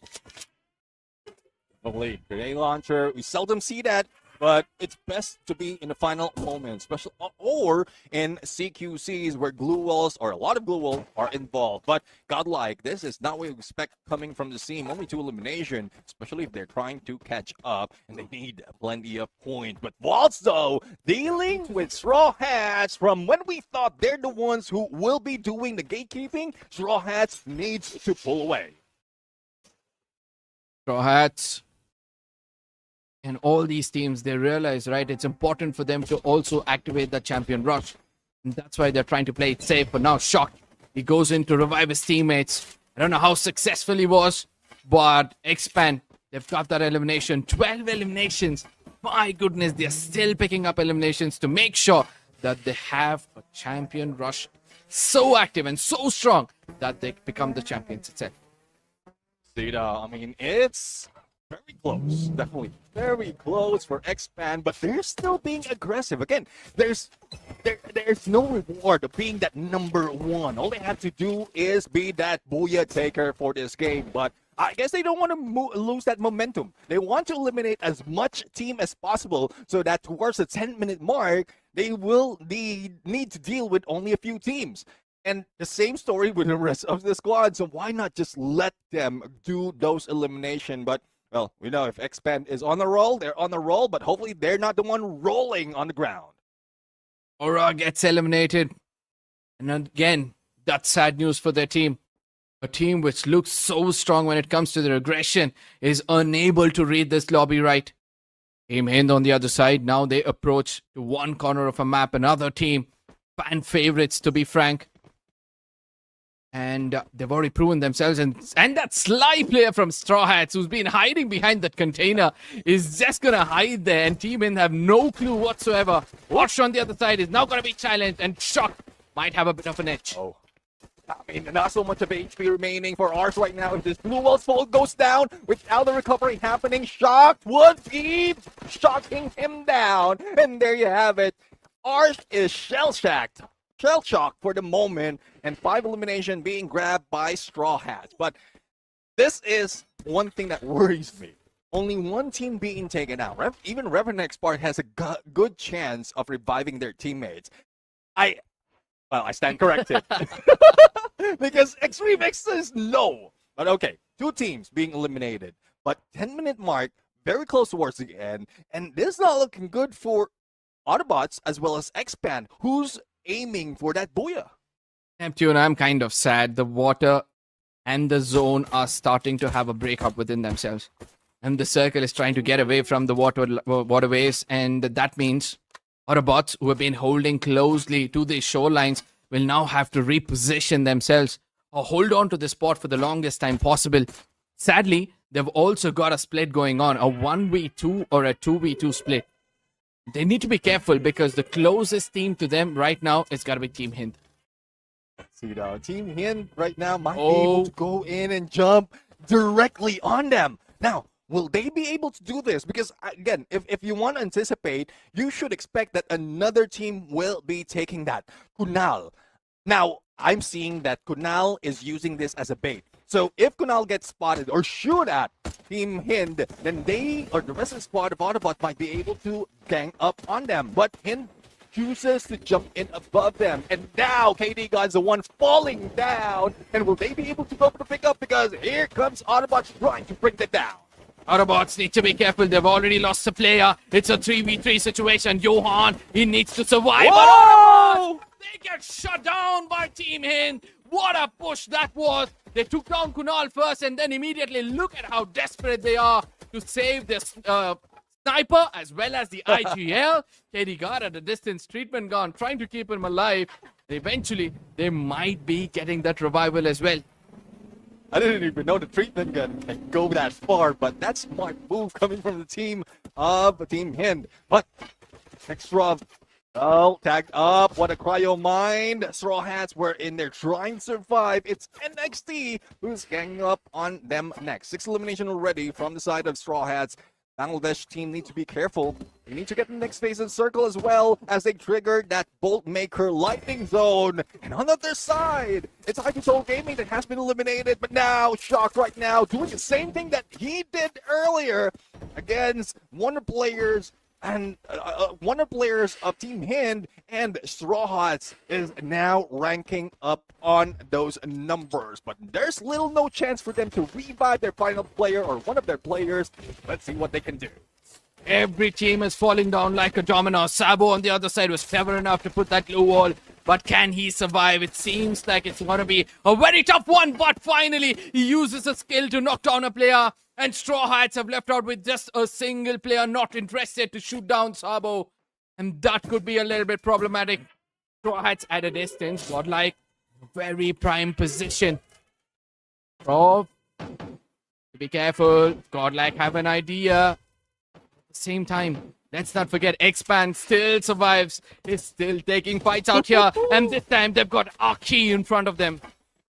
The battle of Southeast Asia right here, where X-Fan is, but on the side, Yogi did manage to end Straw Hats. Now Reset has been taken down, quick pickup has been done, but here comes the rest of the squad of X-Fan. Valiant dash on them, knockback has happened, but X-Fan not face. Reset on the ground, Puwara will be going next, and Ohio saying Obayo as X-Fan take this high ground. X-Pan, one player down, and I wonder who is shooting at them. It's Godlike from the other side. So be careful. X-Pan have already got the momentum going. And can they grab this championship? Because they have been showcasing some phenomenal gameplays from the beginning. And now they tend to push towards Godlike, who are also desperate for eliminations. If Godlike pulls this off, they activate the champion rush. And Team Hind, the silent assassins of this lobby, look at them. They're just watching these two teams take head on. That's a good plan for Team Hind. Hopefully it doesn't last long. A little bit of Riptide Rhythm coming from Godlike, but NXT has been eliminated from KD God's AWM. The battle's still not over, and the snipers, I believe, are the ones doing a 1v1 from long range as the frontliners goes in for the push. Marco almost being taken down, but there goes the finisher. Godlike denying them of catching up, and now X-Pan very close to being the champion of this game. Only Team Hind in front of them who might be able to stop him. KD God brings his team, brings the cavalry back into this fight. Expand on the other side, trying to make sure that they have the topography for themselves. Distance, the containers, everything is bringing in masala to this drama. KD God trying to spread around, trying to read where the circle is going to move next. Whereas Expand on the other side, Luki getting away from that position, trying to get information of the opponents. Not going to be an easy job. Shots have been taken against an off-fake far away. Glue wall melters coming in. I believe Team Hind, it's time for them to strike, but it's not going to be easy. Zion gets taken on. Waltz on the other side is trying to do his best. Off-fake and Luffy, they've done amazing. And now Team Hind in deep trouble. Shoto is getting down from the zone. The X-Fan is left out with one last player. Shoto versus this last player. Shoto puts it off. What a gameplay coming in from their side. Shoto, he joined the team late as the MVP player, and he pulls it off amazingly. And they deny X-Pan being the champions in this game. When we thought that Malaysia is going to take the crown, it is Team Hind who didn't really aggress that much from that final moment, but on that 1v1, even outside the zone, Shoto just took shot and wished for the best, and he managed to land that finishing blow, denying Expand for the championship. Shoto pulling up a 1v3. I would love to see how that went down. Trust me when I say this was the moment Shoto sees. And let me tell you, he was taking that fight outside of the circle, and I was expecting him to get taken down. And look at him. Oh, it's a 1v4. Which he has pulled off an amazing one, if you ask me, because Luki, he was trying to get in closer and eventually takes advantage of the zone, gets inside, turns around to land one, gets that booyah in their name. Now, one thing I would say for Expand right there, they got a little bit too confident, over too confident, because most of the time when engagement just like that, you go for initial the pickup, and they usually prioritize on picking up their teammates. Because of the numbers that they have, they didn't anticipate that the zone will be closing in. They try to chase Shoto out, but it's just Shoto moving in a little faster. 32 points, and with this, they have achieved and also activated the champion rush condition to their side. So we have 3 teams already who activated champion rush condition, and it is getting crowded right now, especially on those next final circles. Autobots unable to hold on. And let me tell you this, Autobots is also one of those teams who come from the southern part of India. And I see a similarity. I'm already having a deja vu. Godlike also activated their champion rush, and they were desperate to get that booyah when it comes to FFMIC 2026 spring. But this time around, Autobots have done it in 3 games. And now Team Hind have activated it in the 4th or the 5th game. This could be troubles for them. Autobots need to make sure that they roll out quickly, or else it could be the other two to walk away with the championship. Well, let's see though, as we see 3 teams already on the board with green and marked champion rush condition achieved. There's still a few who is trying to go for the chase, like Godlight and NXT Esports, who's very close, but not who's close, but not that close. So it might be another one being added. But take note, everyone, for those of you who's watching and who just jumped in for today or just from that match, we have no cap on the number of games that the team are going to play until these 3 teams or more teams will be getting that booyah. We will continue on, and I'm loving that denial from that final moment can get us another game. But let's take a peek of an MVP, Arca. Shoto stepping up for his team. What an amazing fight he took in that final moment. The M590 with the Drakey. And that's how he was able to point out who was the weaklings first, to target them, put them down, and ultimately, walk away with the booyah. An Oscar dash, which we did not see that much use in the final circle. But Antonio? Oh, okay. This is where things get interesting. Yeah, and that's one reason why he managed to survive that final battle. Yeah. Gangster Spirit on a passive skill gives you a little bit of extra in the shield points, and it just gives you more of recovery as well and survivability as well in that final battle. And you can see for a fact that it's not just aggression. He is fortifying himself, and he did manage to get that clutch. But let's take a peek at the rest of the squad. So other than Shoto with that Oscar, there was also that time turner coming from the Chrono for Wolvin, Nero as well coming from Sahil Jad, and KD God with its Kyler. Pretty much overall standard build when it comes to a normal team. But I was expecting at least Wolvin to survive right there, not risking really that 1v4 situation, because he does have that Tiva who can revive the rest of the squad, who can equalize it. But it's a good thing it was Shoto who ended it and managed to pull that clutch. And how they played this game was also interesting, if you ask me, because Wolverine, Shiljard, and KD God, their primary aspect was to make sure Shoto survives. He's got that Wolverine, which might come into play at the nth moment. He's got 11 eliminations for the 11 knockouts, which he put down. He's clinical. 3,500 damage for 11 eliminations. I take it any day. Well, let's see now. I mean, anyone will really take that. If you have a double-digit elimination, double-digit knockdown as well. And, well, I'm just loving that there's more on the board that's chasing against Autobots as well as Expand. Now, it's Team Hand right here. We also witnessed from earlier, I guess we are going to see that as well in the circle analysis on how Team Hand managed to survive for long, because they were not that aggressive, but they managed to get just enough planes. And I'm looking for Team Hand right now. Hopefully, I'll be able to spot them. They're at the very bottom, right, near Fire Brigade. Yeah.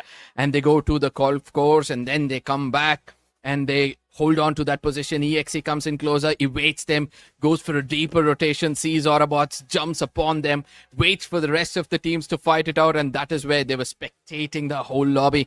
They're like, let's wait it out. We've got a good compound, and then they jump in, and they jiggle around at the edges. Nobody from that team went into the center of the circle, and that's one of the reasons why they have done so well.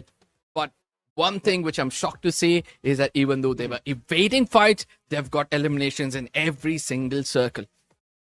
And that's one thing, though. You need to be aware not only in the map, not only in the opponents, but also where you stand in terms of the rankings.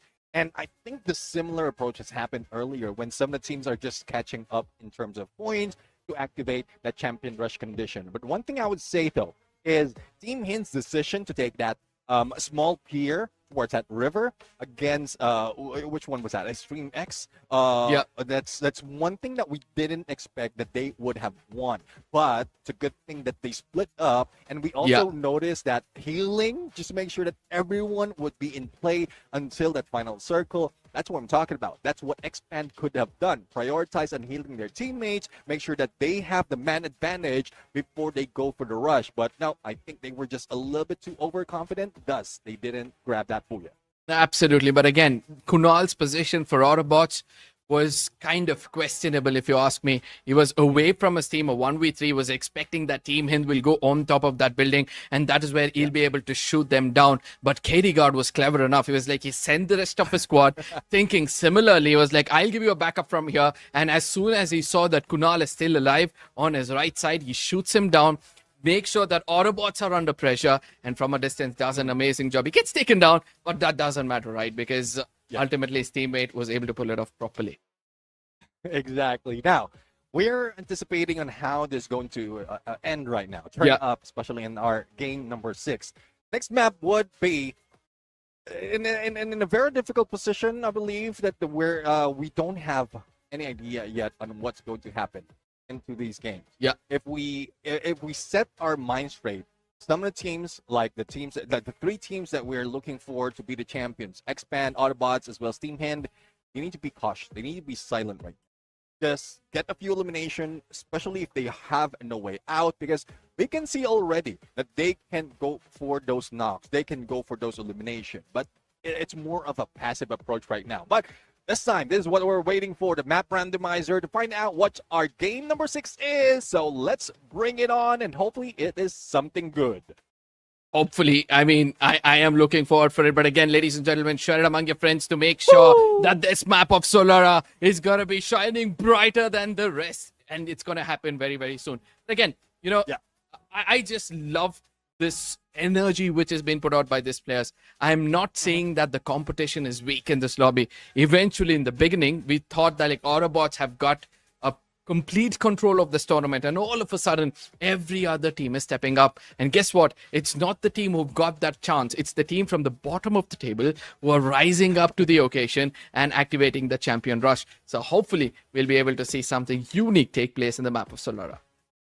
Yeah, I do agree. I mean, not a lot of teams has been doing so much in this map, but let me take a few names. We have Daewoo United, who managed, out of the main event, managed to get that #1 spot or the top of the leaderboard without getting any booyah, and they have done it mostly in elimination. NXT would be the next. They have one of booyahs as well as Godlike, but it's Autobots who is currently 3rd. So if they can, this time, grab that booyah, they might be able to end it in game number 6. But again, the battle is not over for Expand as well as Team Hind.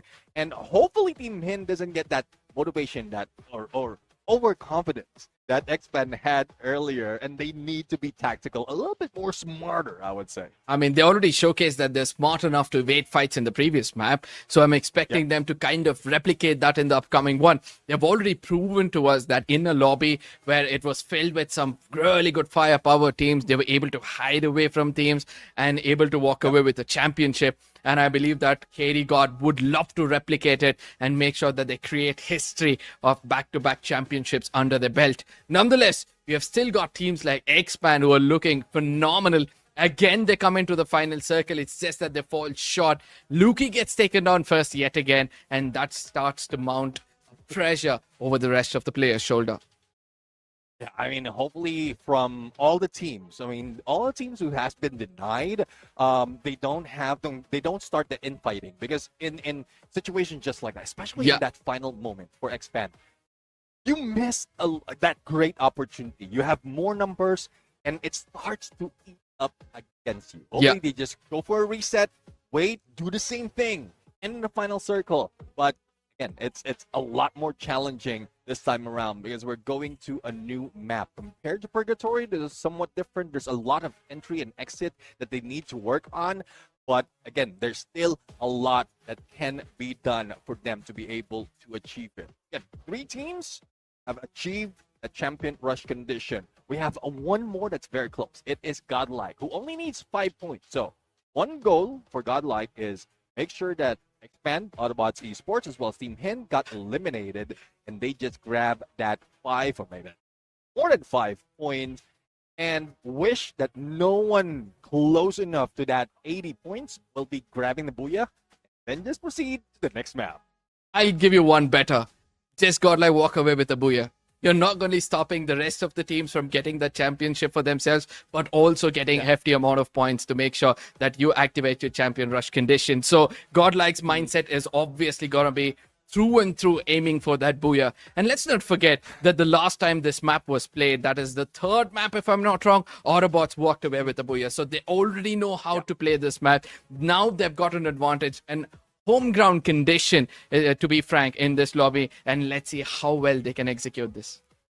Yeah, I do agree. I mean, this is where Autobots did manage to get that back-to-back booyah. It's not that much in terms of elimination points, but that's where they achieve that champion rush condition. It was just enough for them to reach or exceed 80 points. The question though is the following matches, it's where they fail. So I don't know. I'm still struggling. My heart's still struggling to say that Autobots can take this, but if they can do it once again, just grab that booyah, remain silent, survive, get a few elimination. It's not bad, but make sure that they grab that booyah. Then yes, Autobots will make it. Just deny everyone else of being the champions, and they will be able to pull off. I feel that two brains needs to stay calm. One is going to be the IGL Kunal. In the first 3 games, he always had smiles on his face. He knew what to do. He came up with a strategy of how to reach that champion condition. And after which, it seems like he's come under a lot of pressure. And let's not forget Johan as well. He's been picking up so many frags and he's missing out on those 4v4s when it comes to those close range battle. Just in case these two come back into their fray, then Autobots can roll out with that championship. Well, let's see now. I mean, there's a lot of storyline that we can build right now. Yeah. But again, one thing that really surprised me is because in this crucial situation, there's a lot of teams as well who changes their pace. Based on this position they have on the leaderboard, if they're catching up on 80 points or if they're already there and just trying to survive, there's a lot of different, like from both ends of the spectrum. Seen that earlier. True. Autobots expand. Autobots expand in comparison. Yeah. Autobots were aggressive in the beginning. They're not really being passive, surviving towards the final circle. And in comparison to expand, which is yes, they are bringing in the elimination, but they know if they are in a pinch, they pull away. They don't go for that final moment wherein there's only one remaining. So those things that we didn't expect out of two teams that has achieved the champion rush condition is being shown right now. It's happening right now. So even for those trying to catch up, they're not in the correct tactics, I would say, not in the correct mindset based on what is needed. It's more of what is comfortable, and that might be troublesome. Absolutely, but we're going to be looking at the drop spots of this game, and it seems like there's a huge cluster towards that TV tower region. Well, let's see now. TV Tower, 3 teams in there. NXT, Team Aki, Team Hind. Well, if they want to survive, Team Hind, they need to move out of the way. Windmill, Delta Isle, best drop spot now, I'd say, because of the exit and entrance or entry that you can get into the next space circle. Or if you would be just getting out of the way, just get in studios right now. Autobots has a great advantage. The same goes with Expand right now. Echo Drain and Bayside. Only trouble though is forced within Casa Vista. If they hear those gunshots, once they loot it up, that's where they might meet and they might eliminate each other. So hopefully they become silent for a moment, just at the perfect opportunity, so they can have a bigger chance of grabbing the booyah as well as the championship. You know, all of a sudden, I'm trying to remember the similarities of championships being taken away, right? The last time Team Hind got a championship for themselves, it was they had around 111 points. Okay. Oh. And previous to that, I think it was FFMBB. That is where I saw another team who walked away with the champion. Even they had 111 as their overall points. And now we have got Expand who have also reached the same number. So I strongly feel like, slowly my head is tilting towards Expand. And they might walk away with a booyah in case these numbers do play a magical role. Well, definitely a magical role. At some point, some treat it as good luck because 3 of a kind is not something that you get often, especially in this kind of situation. And I do agree, if the pattern evolves, if the pattern shows up in many instances, and it might not just be luck. It's just a pattern that everyone is chasing, is getting there. It's being set up for them to achieve their ultimate goal. That's the ultimate goal of every team right now, to be the champions of this competition. So let's see if that happens for Expand. See if they get denied again. because that would definitely hurt a lot. I can't let go. I can't really imagine what's going through the minds of Expand right now. Yeah. Ending that game, we're in. You're in a 1v4. You lost that fight. You have to do it once again. And those who took you down might be grabbing the crown, the trophy away from you. So hopefully they have their minds clear right now, their hearts cleared, so that they're ready on what is in front of them. I knew that you were the god of fresh water, and I hope that you did not predict the future and be the bearer of bad news for Team Expand out there, because you just laid out things so much that probably Team Hind will have smiles on their face if they're listening to you right now, and probably replicate to walk away with a booyah and the championship for themselves. But again, since we are speaking about teams who can also activate their champion rush condition, we have a lot of contenders out there. We've got Godlike, who are very close to it, 5 points away. Then you have our NXT, who've been aggressive throughout the lobby, who've been picking up eliminations. Even, they're kind of having around 12 points for them to activate that champion rush condition. Deva United have also come in closer. They need around 15 points, and so on. Well, again, it's just getting closer and closer for some of the teams right now. You did mention about Deva United. IQ Gaming needs the same number of points. Exactly. They need 15 points as well. So it's just like, again, the condition is, for those who haven't reached it, is not just to reach that champion rush condition, not 80 points. Eliminate the first 3 teams who already activated it, and then that's when you gather all those points. How close you are means how less effort you will have to put to be able to do it, because it wouldn't end here. And if you get that booyah, yeah, okay, you have the prestige. I'm not saying that booyah is bad. I'm just saying that not at this moment. It doesn't make sense at this moment. If you only need 10 points, just grab 10 points or 11 just to be safe. But that's one thing. Just do what is necessary onto that level that you need to. But you did mention about things that might go wrong, and I just got reminded of Murphy's Law. Anything that can go wrong will go wrong. So hopefully they're prepared for that as well. Yeah, absolutely. Again, I'm kind of disappointed to see that Extreme X are unable to perform like how they did in the previous day. Till yesterday, it seems like they're one of those teams who walk away with a minimum of 16 points per game. They were very aggressive. They could convert those 4v4. Straw Hats as well. And this was the team I was speaking about. Straw Hats was the team who walked away with a championship with having 111 in their name. So 111 points in their name. So there's a lot which is coming into play. There's a lot what is happening out there. But it's time for me to bring in the experts. And that's going to be you guys watching us on the stream right now. You guys have been phenomenal so far in predicting which team might walk away with the championship. Now we give you a chance out there, right? Let us know which among these teams will either hit the champion rush condition. If you feel that no boss, I think the teams amongst the 3 will be the champions by the end of the day. Let us know which among these teams, and let's see which among you will come out true. Also, give us a like right there and make sure that you invite your friends, because the game is not yet over. Though this might be potentially the last game, but there's still a lot of excitement that is about to unfold. Again, apologies for a little bit of delay from our side. We're just making sure that all the teams are ready, prepared, no problem at all, before we jump in onto our next game, or potentially last game, depending on what they're going to do right here. But this is something that again, we need a little bit more of your patience, and gives us more time of talking as well, because there's a lot of things that has been happening so far. We did point out some good points as well, especially for those who have achieved the champion rush condition, but those who are being left behind, those who are chasing, and they need a lot of change. Rather than next part, what do you think is happening with this team? Because from the main event, I think they've done so well, but they're failing this time.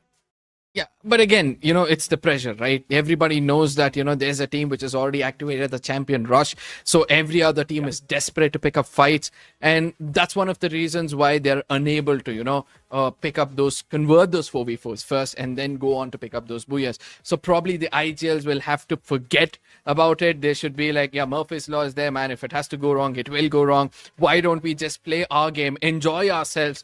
Probably that is what Expand did in the initial games. Yeah, let's see though if that would work for them as we take a peek once again. Just a recap for everyone, guys, as we take a peek on our grand final standing. This is what we were talking about. For Godlike, they only need 5 points to activate that champion rush condition. 12 points for NXT Esports. Same 15 points for Dewa United, Horus, and IQ Total Gaming.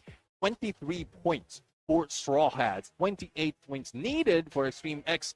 And 29 for Team Aki. For both Revenant X Park as well as Hora, that's 40 and 41 respectively. So you can see just right here, right then, after 4 matches, or maybe 5 matches, there's still a lot of teams who was doing good in the main event, but not doing good right now. And as you mentioned, Arca, it's more of the pressure because there's already some teams ahead of them, but hopefully they can brush it off.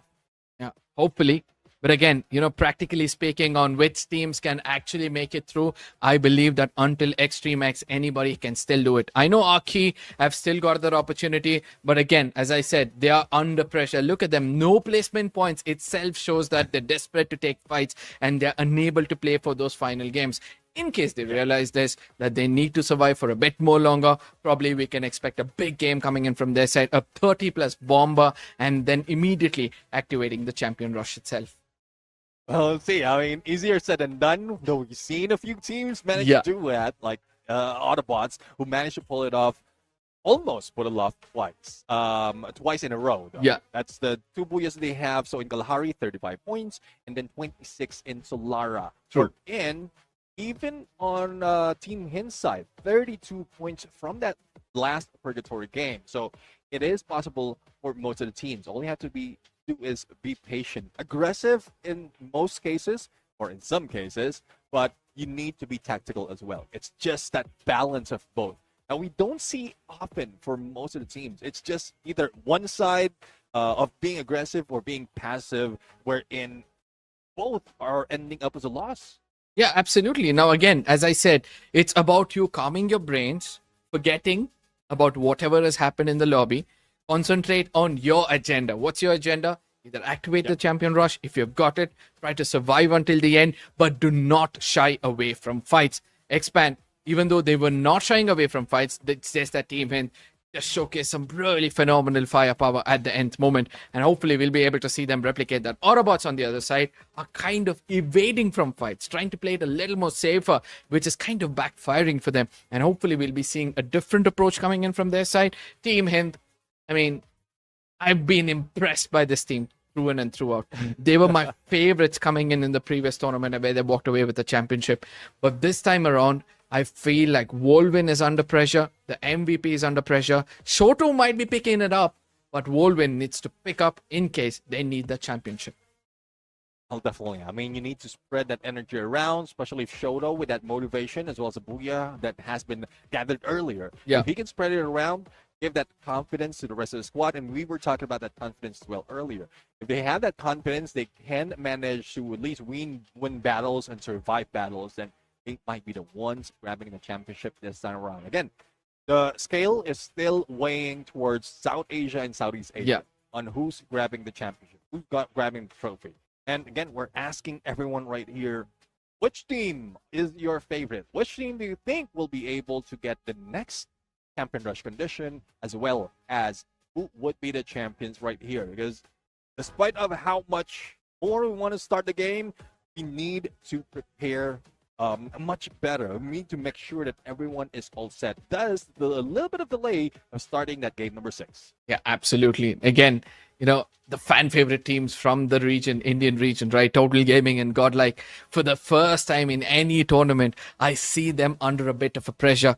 I'm not able to see the IGLs thinking straight. The front-line assaulters are unable to pull it off. I know that Marco and Nobita are trying to do their best of what they can. But again, with Marco not able to pick up those close-range battles, I feel like this could be an issue. But again, let's not forget that Total Gaming as well. Hashtag sometimes has picked up the pace, sometimes has been the frontline assaulter, making sure that he picks up fights to convert those 4v4s. But Mafia's position is going to be very, very crucial for them. They need to make sure that Mafia picks up some frags initially so that the team can have a bit more confidence. with this, ladies and gentlemen, we have a bit of a news for you guys.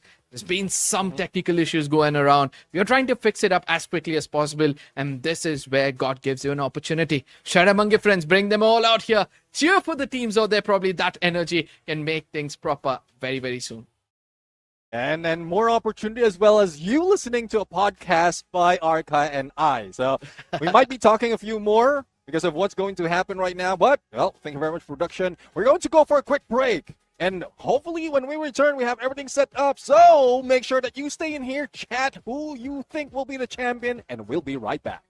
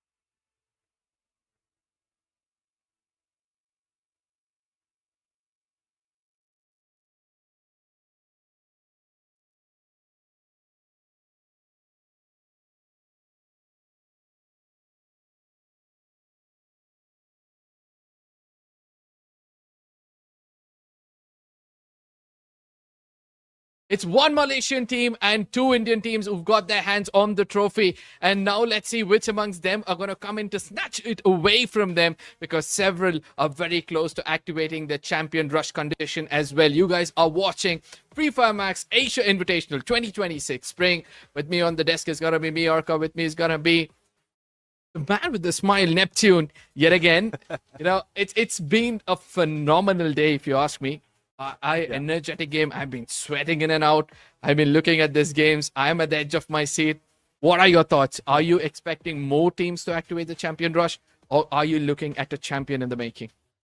Definitely. I mean, I want more teams to be in there. A lot. I want more chaos to be in there. And the reason why I'm smiling aloud as well is because of the storyline that's being built right now. Yeah. And it's just going through my head. We're in. Autobots could have taken it, and then Expand grabbed it. Expand could have taken it, but Team Hind grabbed it. So it's just that back and forth. Yeah. And it is a strategy for the teams, but it's comedic from the perspective of a viewer, because why couldn't they take it? Why are they being denied? And I'm really, really looking forward to the teams or other teams who can stop them from doing so. So let's see though. We just witnessed earlier from the randomizers, our next game is in Solara. So let's see if Autobots this time around can finish it off, or another team might get activate the champion rush condition. The map of Sonora, ladies and gentlemen, on our screens anytime soon. Again, I request you guys to let us know which team do you think is going to walk away with the championship. Because it's just few games, my friend. Why don't you be smart in the chat for now? The flight path seems to be a little bit skewed yet again. And in case it is, I'm going to have a big smile on my face. Oh, no. I think the gods are like, you know what? You guys have been watching a lot of entertainment. Let's give a chance for these teams to showcase their true powers.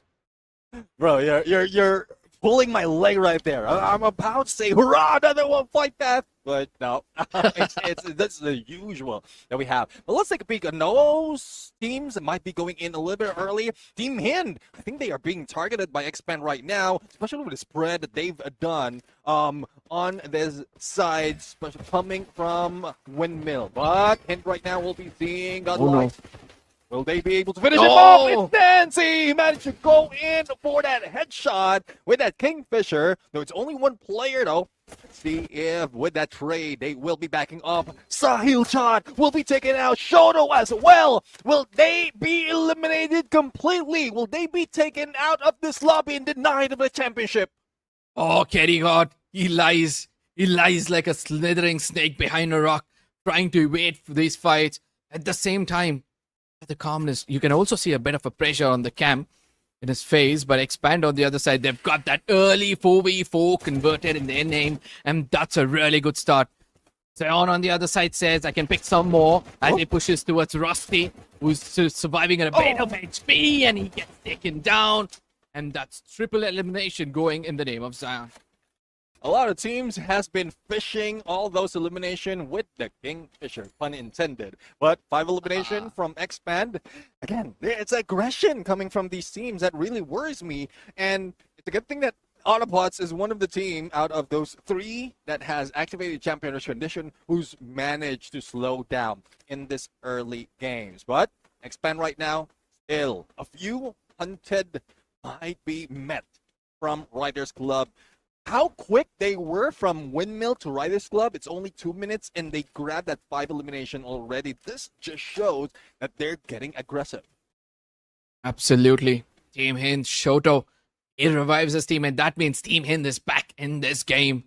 Yogi, he's been stuck. He's the patty in the sandwich for now. It's got to be fixed from one side and Savage from the other. Yogi is trying to have a divided attention, which is not good, and Ohio puts him down, and Yogi is going to bleed out eventually. No teammates close by, but Reset. Look at him go aggressive on Hora. Hey, Hora.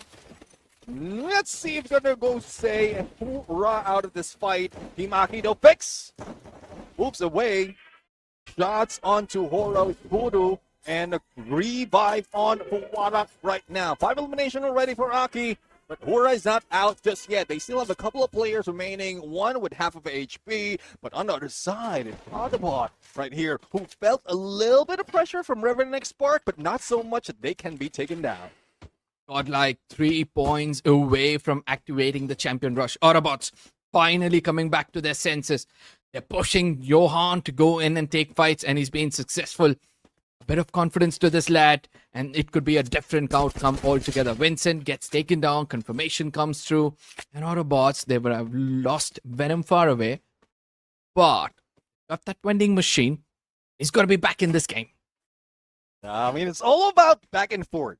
I guess this is the story of this. It's not just position, but also the teammates.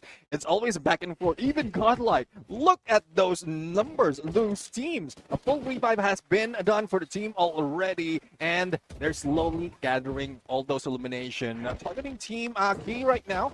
But Riptide Rhythm, a little bit of miss, and doesn't have a chance to take down Fix that easily as he flies away, moved away with that slide rail. But Yoki, unrelenting with a G36, flying like a G6.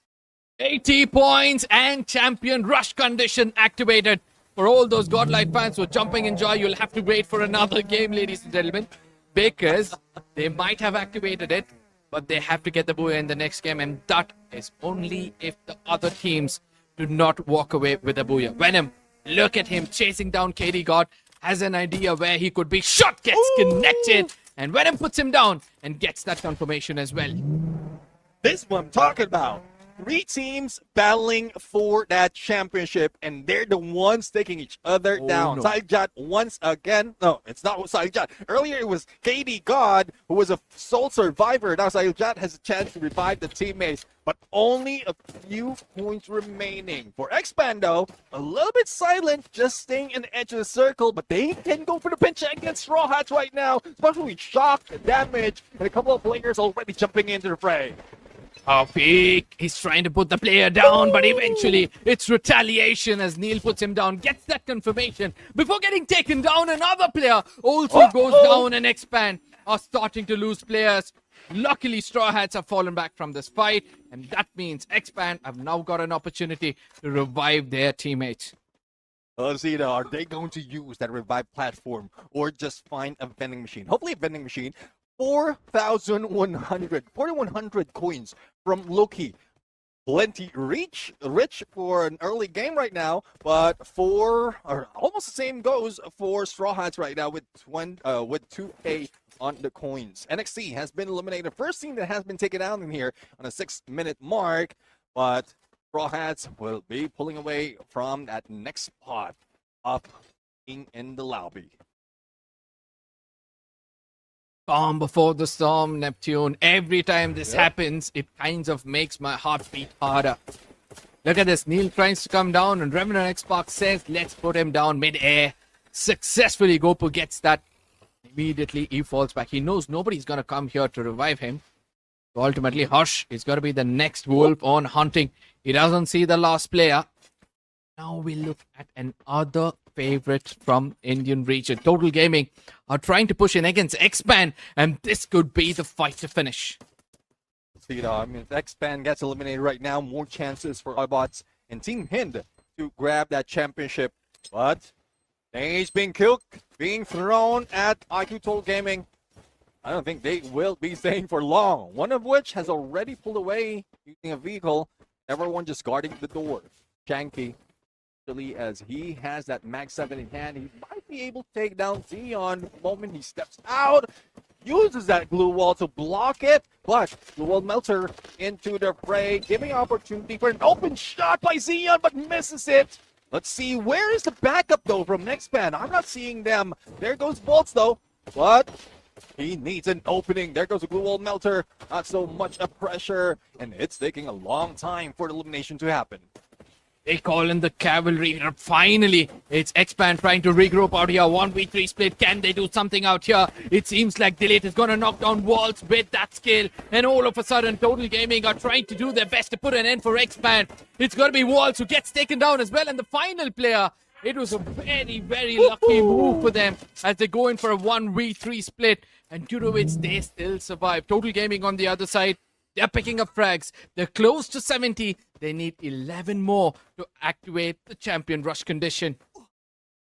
All right, let's see now. I mean, champion rush condition slowly being achieved by some of the teams, but those who has already been here was in the brink of extinction from this game, like Team Hind as well as Expand. It's only Autobots right now who I think was playing it safe. Again, they failed twice already, and now they thought, okay, we shouldn't really rush in and get all those points. Doesn't matter if we're number 1, as long as we don't get that booyah, this never ends. This time, Autobots are thinking straight. Look at that. They're taking a fight or they're holding a ground where there's a vending machine. So that means anybody tries to push to this building, the last player would relentlessly run towards that vending machine and get those revival. They'll have to have a bit of coins in their pocket for that. Hopefully they have it. But like on the other side, they need to be careful. Look at how this place is turning out to be a most crowded region in this overall map. I do agree. I mean, there's a lot of teams already gathering towards this area of Bloomtown. I don't think anything will be blooming right now, especially with how crowded it is. But, well, still have to wait for next phase of the circle where it's going to come up. Rival points is about to be closing in there. And there you have it. Thank you very much, production, showing us that circle as it closes down. Team X-Band are outside. Straw Hats putting pressure on them, and they might be losing real estate later on. A couple of players from X-Band in the middle, but they can be dealt with by Autobots right there, as well as some other teams. I'm still looking for a hint. Yeah, there they are at the bottom left. Slowly moving in, and I guess they had a great ideation similar to what we've seen from the earlier game. Came in, thought that the circle might end up somewhere close to them, but now they have a challenge. Now they need to take a rotation, hiding from everybody else. Then and only then can they walk away with the championship. Deva, oh my god, North puts one player down. An immediate trade comes in from the other side. And this is a back and forth, ladies and gentlemen. You guys are witnessing the rumble at its best. Well, the only question, though, is are they ready to rumble? As Devil United, a team that we expect to have taken that champion's condition a little bit early in this game, denied so many times, and still on the chase. Zone closing in already. We can hear the sirens. And the only question, though, is those teams that we saw earlier outside the zone, will they be able to get in? Will they be able to find a spot? Definitely, there's a few more compounds to work with, but it's a matter of not being targeted as you sneak into some of those compounds. Autobots and Godlike have played the maximum of the games together because they come in from the same region of South India. So that means they might have an idea that the team shooting or the team receiving end of things are either Godlike or Autobots. Nonetheless, Revenant X-Pac on the other side are doing a phenomenal job for now. They picked up a lot of players from that of Straw Hats. But they need to be careful because the Bolt Maker is going to do a lot of damage. Definitely, I mean, it is Reverend X-Pac who managed to trigger that. Just make sure that they will not be third party overall, but it's X-Band who's getting close. Shot onto Luki. And there goes a little bit back up to make sure that Hora would lose out one of their players. Now, there's 3 players remaining for Hora, though. Oh, no. It's Reverend X-Pac who would be deadly in this approach. They are covering the better part of this area, of this circle. Thus, they need to take them down. A little bit of saving grace for side Straw Hats as well. When we thought that they would be taken out, a couple of players has been revived.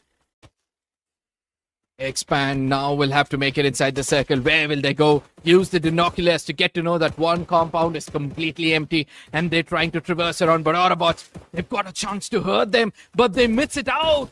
And this is where Autobots need to be careful because closest to them is going to be Expand on one side, Revenant X-Pac on the other, as well as Hora. And look at this circle. It's going to favor the rest of the teams. It's Godlike. And Team Hind is now flying to the same vicinity.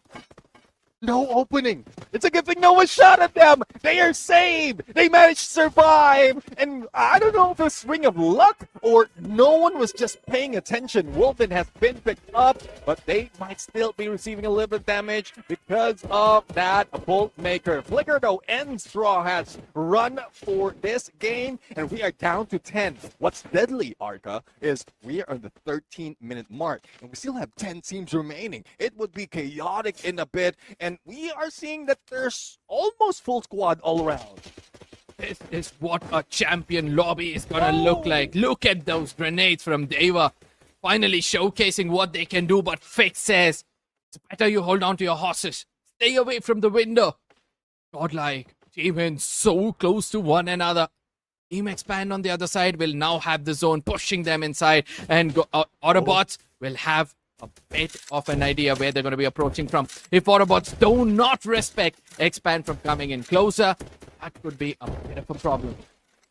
Well, let's see though. I mean, I'm seeing Kunal right there with that Oh! sword, and definitely glue walls that's in being laid out. Can we take it down? A couple of knocks already on the Expand, and confirmation happening as well. The denial is real. Autobots is making sure that there's no contention for that championship as they remain alive as a full squad.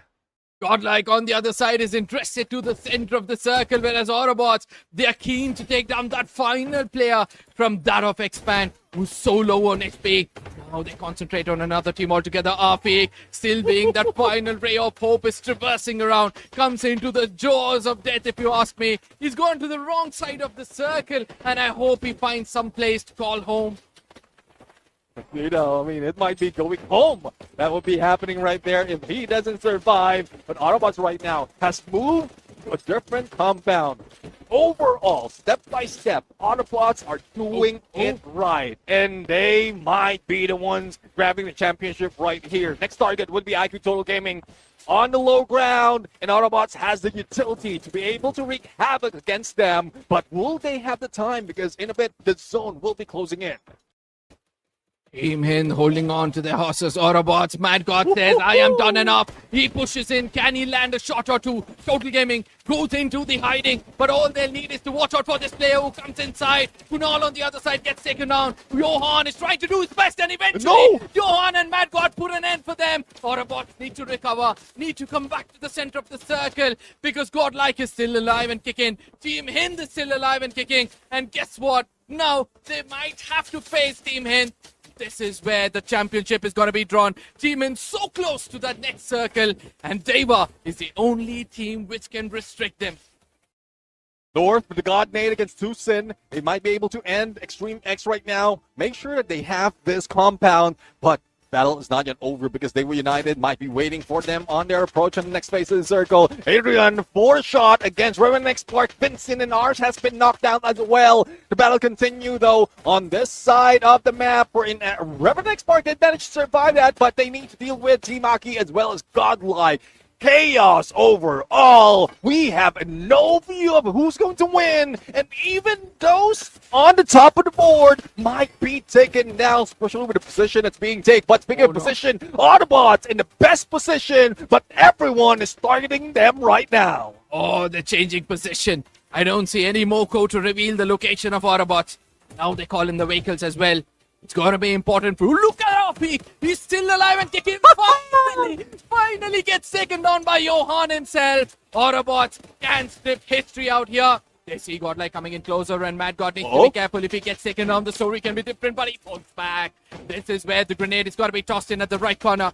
Godlike, they need to watch out for Deva. They need to watch out for Revenant X Spark. But what is Team Hin doing amongst all these teams? Now they pounce upon EXC, and Sejon runs away from that position. Oh, two more contention in here to be that champion. Reverend X Spark already being taken down by Marco with an M590 from Godlike.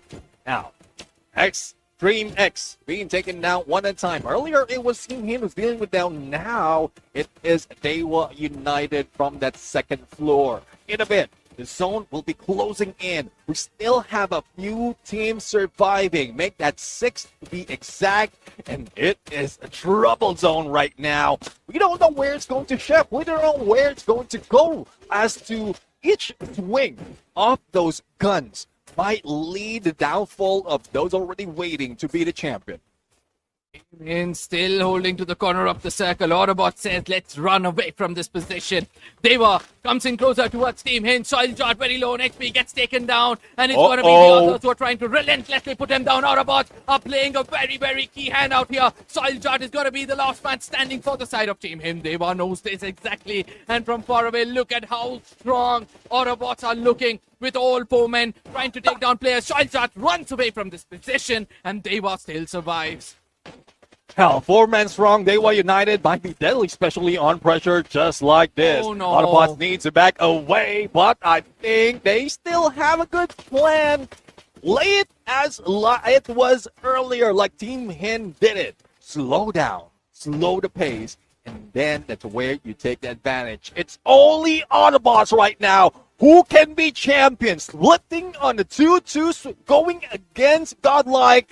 Being aggressive will not give them dividends, especially with the shrink up the circle. But hopefully everyone on the other side is being afraid of a team like Autobots.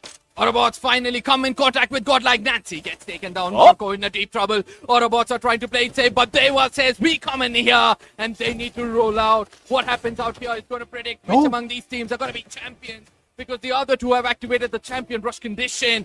Robots are playing it safe. Kunal is going to be holding on to his horses for the longest time possible.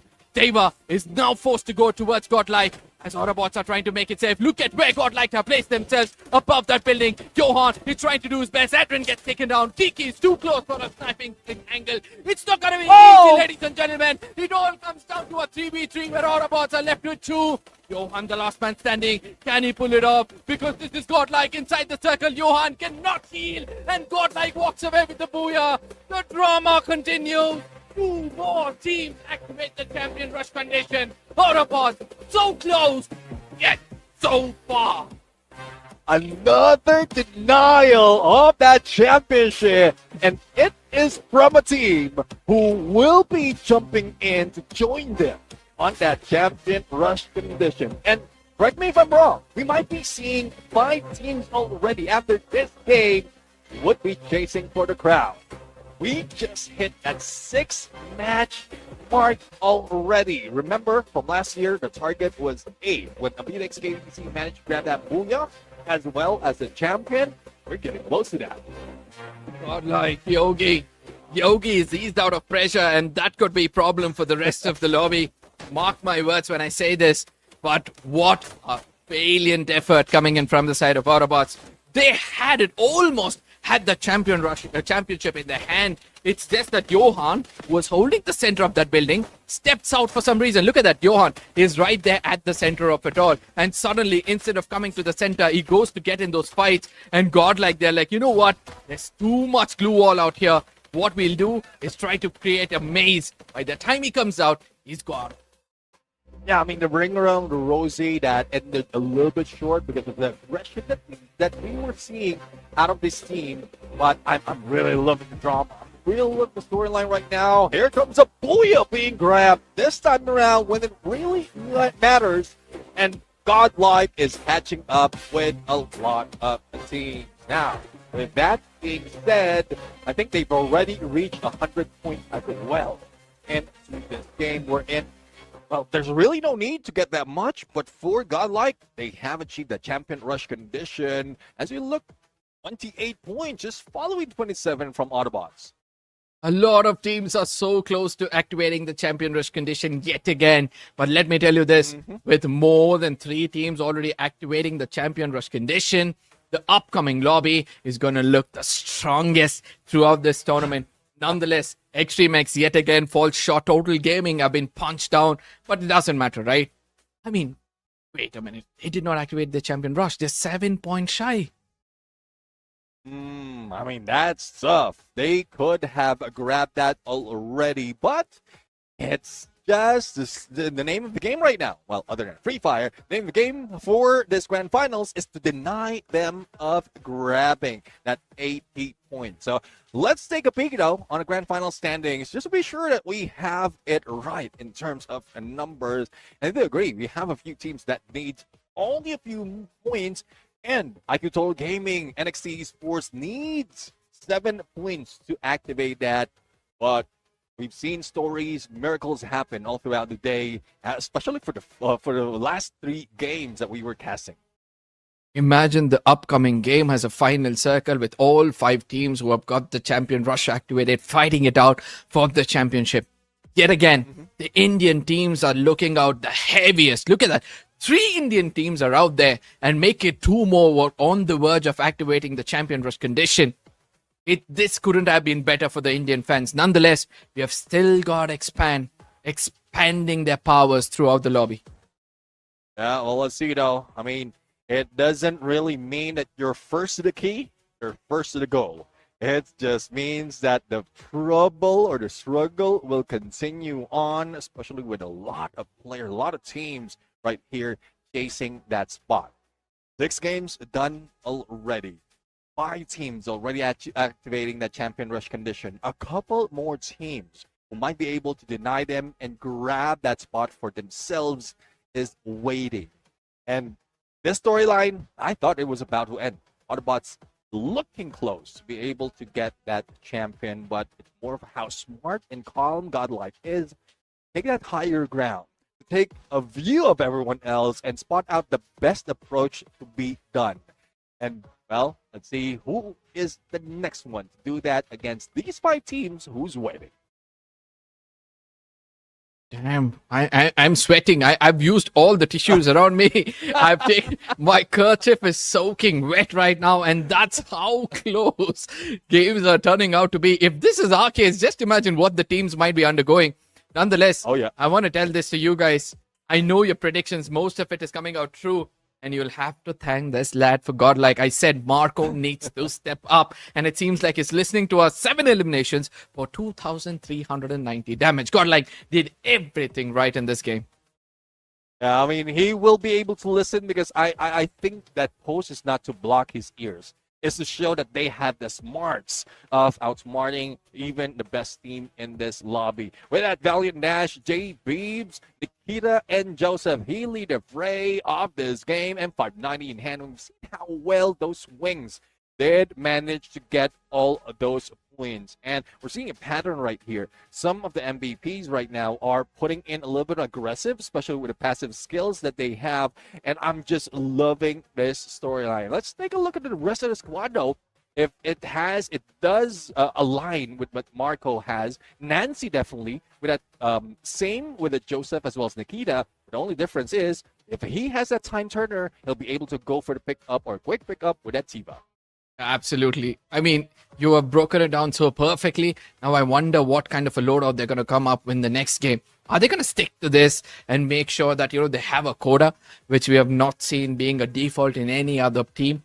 For that reason, Nobita, no wonder he uses that grenade launcher, right? He knows exactly. Yeah. He's got so much information. So he's like, okay, you guys are walking in from this direction. Pow! And you guys are gone.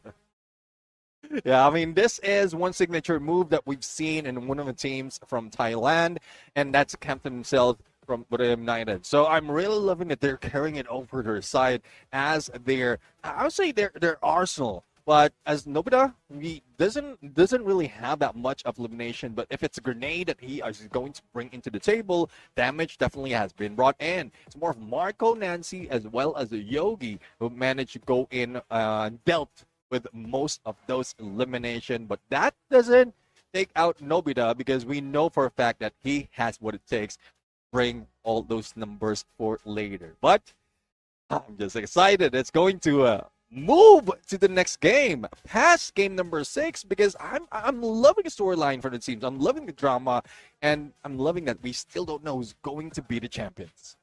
I mean, I know that we are all enjoying this. I know most of the chat is really happy because most of their predictions are coming out true. And that's one of the reasons why I ask you again, do you feel that more teams are going to activate the champion rush condition? Or do you feel like, we might have our champion rush activated and one amongst them is going to have the championship for themselves? Well, let's see, though, if that happens. We're going to go for a quick break, and hopefully this next set will give you that championship. Next up, we're going to have Lucifer and Crips back, but we'll see you in a bit. Don't go away.